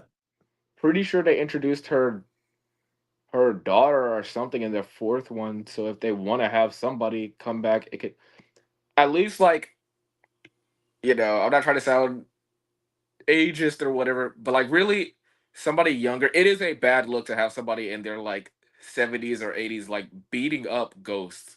It's a bad look. I mean, she is in the further, so maybe she is stronger. Maybe she can bench press 250 in that in that Clearly, universe. I don't know. clearly that's the case. She's punching ghosts out, and it's like I think it's time to let that character go, man. I was never even really attached to that character like that. The first one was so good because I was attached to the Lambert family, and I liked seeing them in the second one, and I like seeing them in the third one, and I'm really engaged in their story. Elise, when she came along in the first one, part of what made that so creepy, the whole Insidious franchise unraveled because they explained everything, but it's like the situation got so serious they had to bring in some random psychic to try to help them out after consulting with these different doctors who couldn't help. And now that random sidekick is no longer like a random sidekick when you rewatch the first one. She's like the pillar of the franchise, and it kind of loses something. Yeah, she felt like more of a side character in the first one. They just overutilized her. Yes. Um, yeah, with Insidious, I've kind of lost interest. I didn't even finish the last one. It just wasn't working for me. I might go back and try to finish it. We'll see. But after the last key, the fourth one, that one was Terrible. god awful. Terrible, terrible, And they made her terrible. the main character in that one Yes, as bro. Yeah. well. It really started falling off. Yeah, it was bad. If if they make one that has a really good script and they get like a decent director, I mean, hell, they could get that guy that just did The Conjuring. Yeah, He seems like he's getting better and better. yeah, yeah, yeah. He's a year 3 quarterback right now. He's he's going somewhere, going further than my damn Texans, but Oh yeah, yeah, yeah. Oof. I think they're 0-2 right now, huh? yeah, Yeah. they Oops. play Jacksonville tomorrow, and that typically they beat Jacksonville, especially on the road. Yeah, Um, but I don't know. Their Texans offense yeah. looks like the worst in the NFL, which It does. brings me so much pain to say because like past 2 years, I was thinking like, damn, we might be a Super Bowl team. Yeah, yeah. I think they'll be all right, man. I think CJ's going through his sophomore slump a little late. I think that's what it is. I don't know. I mean, he started having it last year though. He can't be having a junior year slump, you know? Yeah, yeah, yeah. That's tough. I don't know, Yeah, man. it's to me, I think it's all general manager. Mm, They didn't do anything to fix the O line, yeah, and they hired look the new OC that they hired. I think he'll be good in the future, but this team needs somebody experienced, and I don't know. I mean, this team is gonna have to work miracles to get back to like the level of talent that they had before, but we'll see. yeah, There's still potential with them being 0-2. They could still come back. yeah. They can If I still start come talking about Texans right now, I'm gonna go down a whole rabbit hole. it's back. it's gonna become a whole rant. I've considered starting a Texans podcast because I always have so much shit Really? to talk. Yeah. But I'm like, I don't need two podcasts. I'll just occasionally rant about them on here. That's how I feel about my Warriors, but I literally had to stop.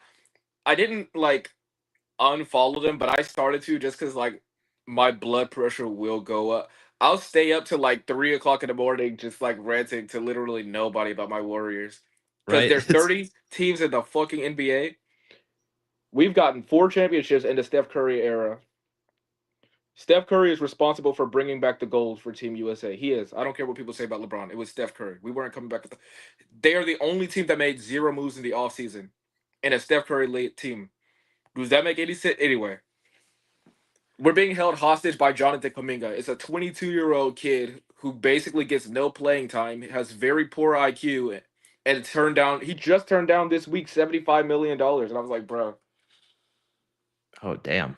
yes, bro. He's literally like that Somalian pirate from Captain Phillips holding people hostage, bro. He said, "Don't play no game. Nobody So get I'm touched. the captain now. I'm the captain now." It's bullshit. They need to let him go.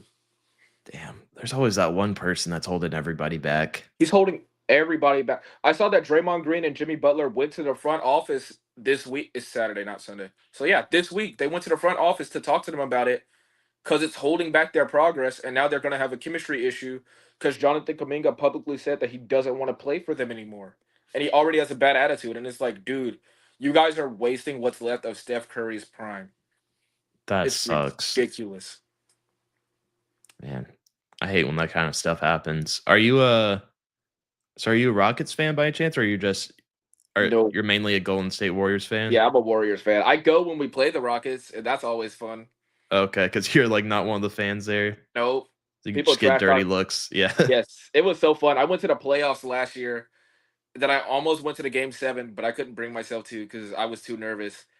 And it takes like 2 hours to get out of that parking garage. If we lost, I could not be sitting in a parking garage for 2 hours. But I would be going off. I couldn't go. But when I did go to the playoffs, and there was the playoffs game I went to, there was a regular season game, and then there was one to get into the playoffs that I went to last season, and all of those were really fun. So Hmm. Yeah, I know the Rockets though. They're who did they pick up again? They picked up a Kevin big player, Durant, Kevin Durant. Yeah, a which I don't former really like. I Warrior. said I don't really watch basketball much, but like Oh, okay. just hearing about their current lineup, I'm like, Yeah. damn, they might actually be pretty good this Yeah, season. yeah, they picked up bitch made Kevin Durant. Bitch made Kevin Durant. He's a bitch ass nigga. I hate Kevin Oh Durant. damn. He fucking left us. He left OKC, then he came running to us because he wanted to win right after he lost to us. Then he left us again. He went to Brooklyn Nets and then he lost. He went to the Phoenix Suns and he couldn't win shit. And people keep comparing him to Steph. He's got 2 rings on a Steph Curry team. Steph's won Well, twice he's without about to KD. have he's about to have 3 with the Rockets. Fuck no. We'll Fuck see. no, he is not. Yeah. No, we'll see, man. We'll see. With other Houston teams, I really don't watch them until playoffs come around. But with Yeah, the NFL, I watch almost every single NFL game. Like I'm really? not just the Texans. I'm like very invested in the NFL. Yeah. That's also because I do fantasy football. But Oh, um, I'm the like opposite. I feel like I watch every NBA game. Not every NBA game, but like if I'm not out or if I'm not at work or something, I'm watching the NBA. With NFL, I just watch the Baltimore Ravens. Every now and then I'll watch the Texans. Like fuck last the Sunday, there were Baltimore some crazy Ravens. games. Huh? I said fuck the Baltimore Ravens. Fuck That's the Baltimore Ravens. yes, because the Texans can't beat them for shit. Yeah, I know. I know. They make me nervous though. There was I not think the last year, but Bills. the I think the year. Bills are going to be the Super Bowl team this year. Like, of course, I want it to be my Texans, Bruh. but the Fuck Bills are them. looking dangerous. They always do. I think they just have our number. I don't know what's going on, but we always have like a fourth quarter collapse against Buffalo. We'll have them on the ropes and then we'll just blow it. Like we had a 17-point lead. As soon as I saw them going towards the end zone towards the end of that game, I turned it off because I was like, I don't really feel like breaking something else in my house over my sports team. Because I've broken shit in the past. And I don't know, man. That's probably why I only watch Baltimore. Last Sunday, I watched some of that Dolphins game in New England because that was a crazy game. And then right after that, no, before that, the Seahawks had a crazy game. The Dolphins had a crazy game. Baltimore had a crazy game, and A&M had a crazy game. So I don't know what was happening last weekend. I watched all of that, but this week I'm just gonna stick with Baltimore.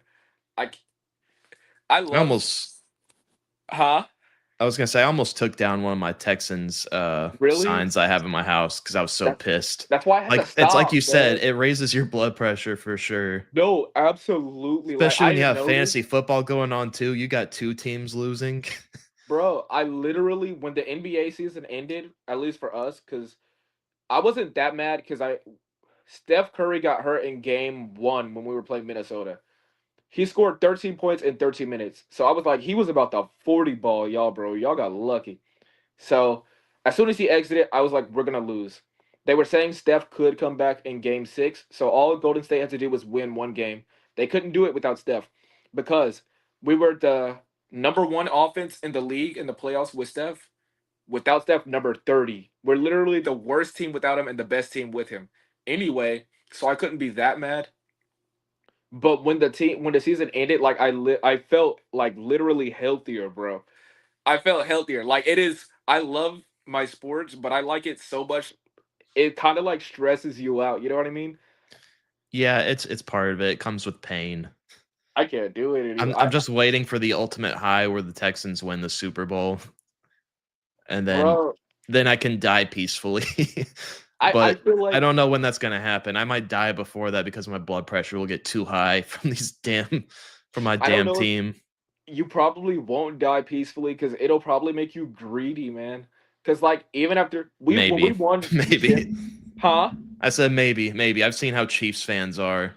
Dude, even me, like yes, when we won that championship in 2022, I was like, Bro, I'm not exaggerating.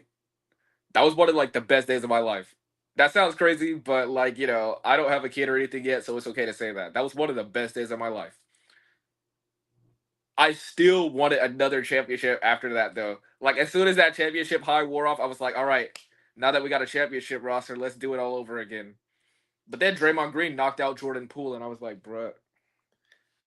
Yeah, But I was the thing that you're just saying about best day of your life. I was thinking about that with with the Texans. I was like, the Texans win the Super Bowl next year. I'm also having a son next year. I'm like, which day would be the best day of my life next year?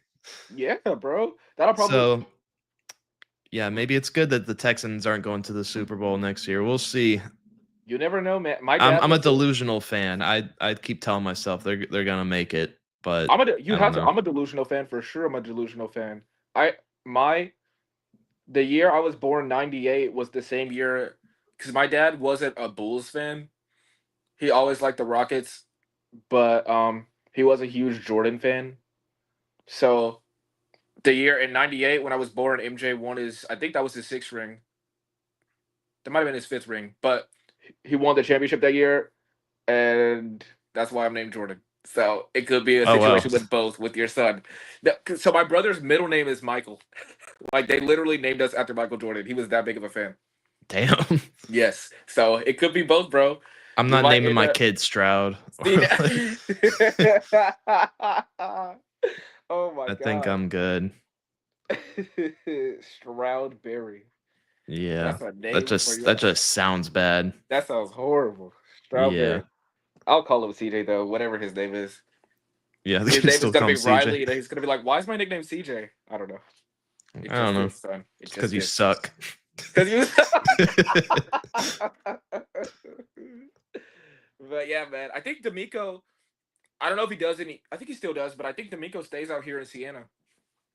I think so. Yeah, I've heard that people have seen him like out in the Smoothie King or something like that. Yeah, yeah, yeah.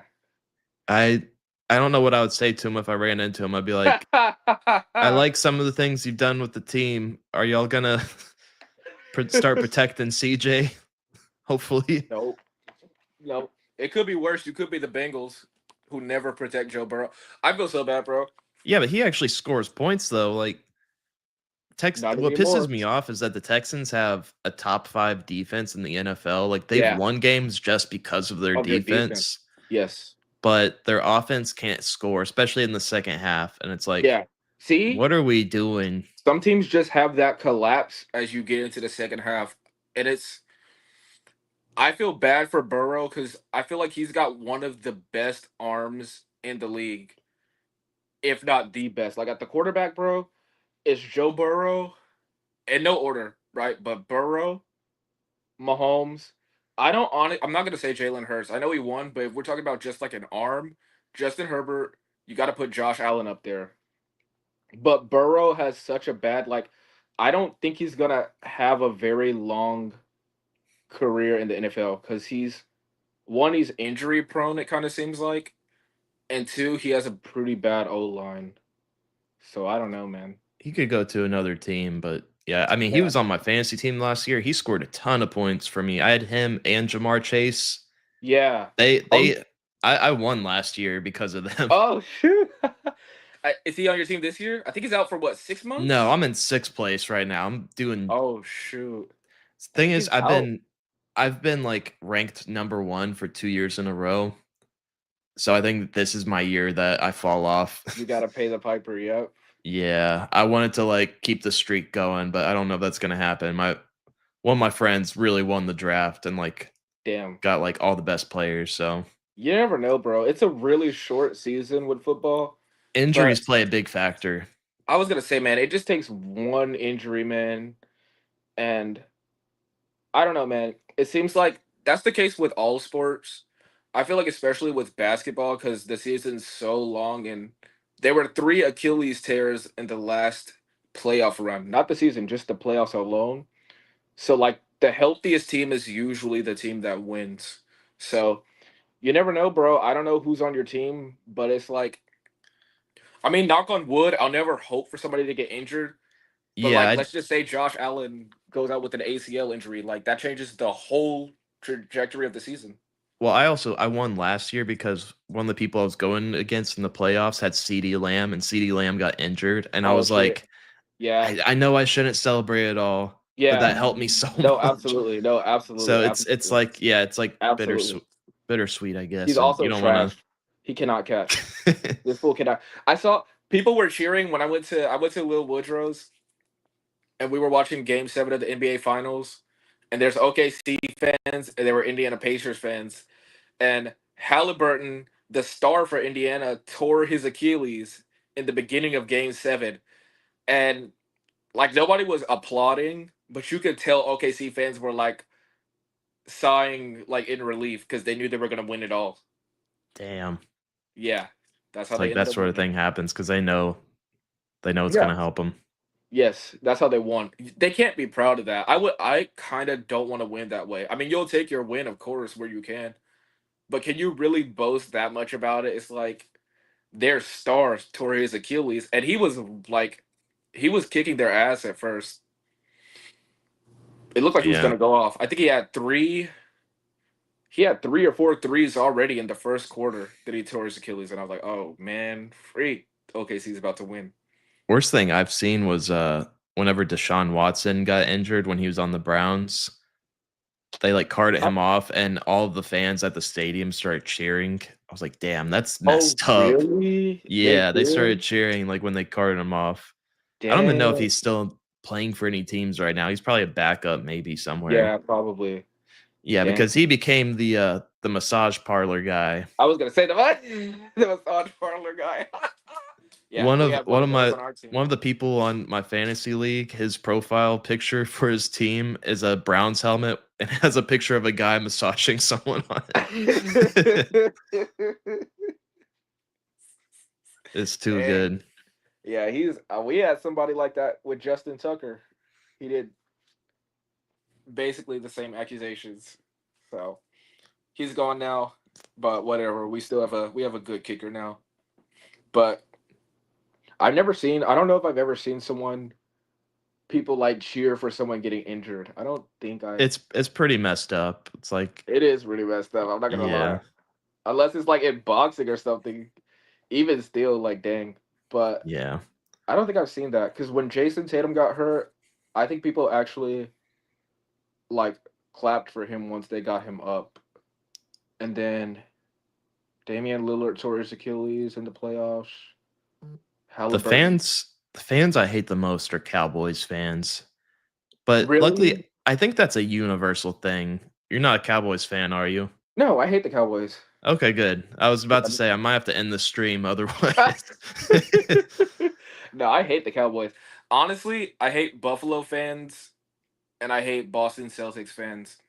I hate Buffalo because I don't know if you saw, but in that last game we played them in the first game a couple of weeks ago, Mm. somebody in the crowd pushed DeAndre Hopkins and then he pushed Lamar Jackson, and Lamar Jackson had to push him back, and that fan got banned forever.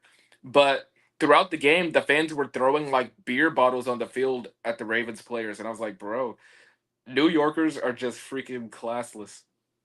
Yeah, they're I hate New York, bro. I'm glad. I'm happy when I see Green Goblin freaking blowing up the Empire State Building or whatever, bro. you're like, "Hell yeah." Yes, I've absolutely, I've only bro. been to New York once, and it's just like what you see. I Really? remember walking down the street and some guy bumped into somebody else, and they just started cussing each other out. Are you serious? Yeah, people are just on edge over there. You go into a shop there, and like you've got people yelling at each other.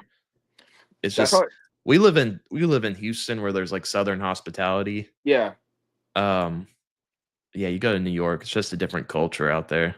that's how it was when I was in Boston. I was in Boston for a few days, and that's how it was there.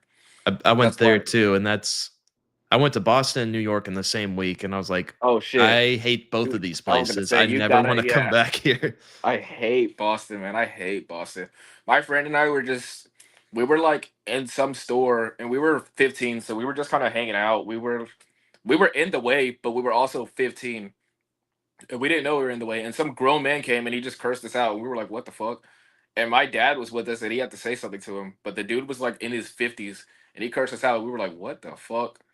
And then we got in some Uber, and it was snowing. The one time I went, there was a snowstorm, and so the Uber was like sliding on the ice, and he kept cutting people off, and we almost crashed several times. And he was just honking and cursing people out the whole time. And I was like, what is Boston?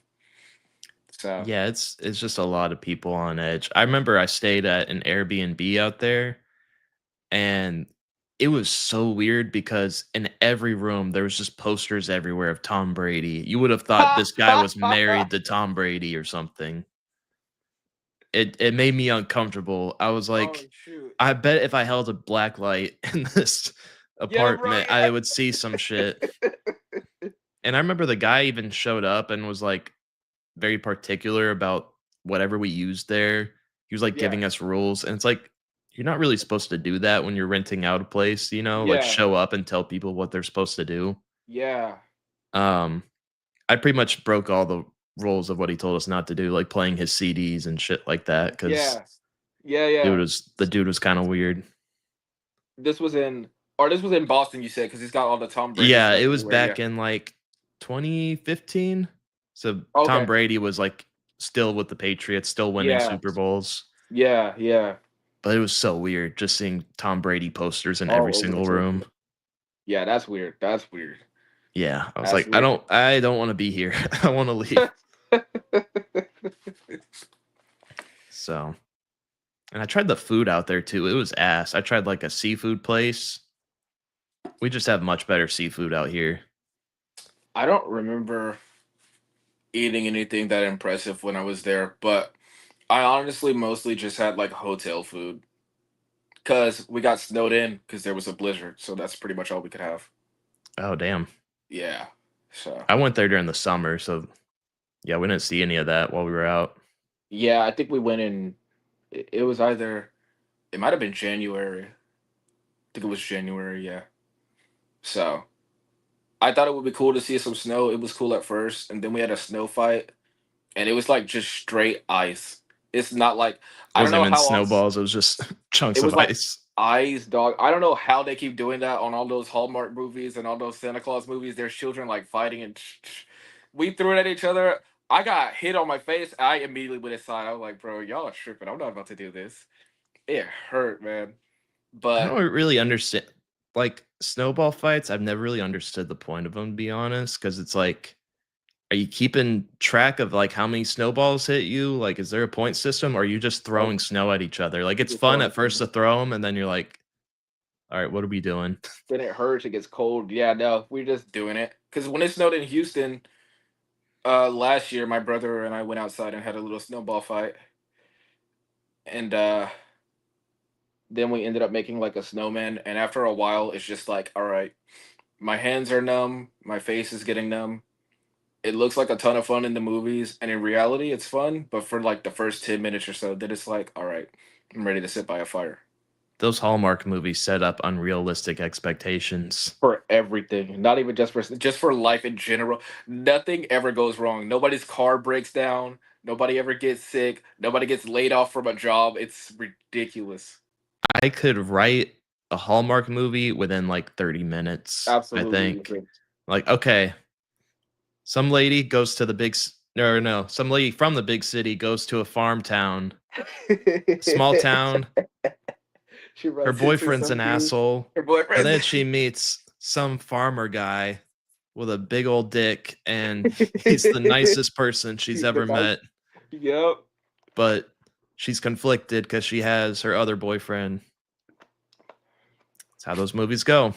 And then at the end of the movie, as soon as she decides, she leaves, she goes back home. The guy's like, "Oh damn, I should have asked her out." But then it turns out she missed her bus or something, or she decided to turn around.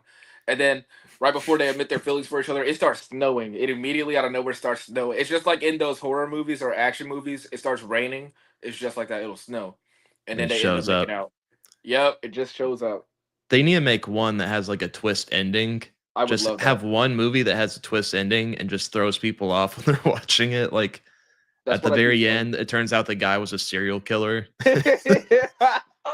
That's what I keep telling my mom. She thinks I'm crazy for saying that, but I'm like, bro, I just wish one would end with like somebody getting divorced or like the newlyweds, like the wife will get like a phone call or something. And it's like there's been a terrible car accident or something. I've seen Disney princesses go through a little bit more Yeah, than the freaking. people in those movies. Yes, I saw that Yeah. Tyler Perry said he writes like 2 scripts for his movies in like a week. And it's like I'm pretty sure they do that with even less on the Hallmark movies. They are the same movies. I'm pretty sure you could have AI write those scripts at this You point. absolutely could. You absolutely could. There was one that kind of made me interested a couple years ago, and it was this couple, and they got kidnapped, and I was like, "Oh shit!" It was like somebody going around robbing people dressed up as Santa Claus, and I was like, "Oh, okay, we're going somewhere." But it turned out it wasn't actually a Hallmark movie. I don't think. Oh, And okay. even then, somehow they managed to make that pretty generic too. Like Damn. it was still a goofy romance movie, not like a Christmas thriller movie, but it would be funny one day for something to go like just a little bit wrong on Hallmark, just a little bit. Yeah, it could be like they come across like a face hugger or something. One of them gets the face hugger and has an alien pop out of their chest. Very inconvenient. That could take a huge that would be a huge turn for those I movies. guarantee you nobody would be expecting that one. No. I would give that 5 stars though. That would be pretty. If somebody gets a face hugger, if someone takes a face hugger on a Hallmark movie, and then a little chest burster comes out, that'll With a probably little go in my Christmas little. hat. A little Yeah, Santa hat. it'll probably go in my annual Christmas movie rotation. It'll probably make the annual rotation. Oh yeah. Anyway, pretty much I've hit like almost the 2-hour mark now. I'm so happy we're not using Zoom because fuck Zoom. Yeah, what the heck? Because Zoom would always cut us off. Like 30 minutes. Yeah, so I'm gonna end the stream. We'll still be like what's the word I'm looking for? Like online, like still talking Yeah. to each other. Yeah. But yeah, I'm gonna end the stream. All right. Anyone that tuned in, thanks for watching. See y'all in the next one. Bye.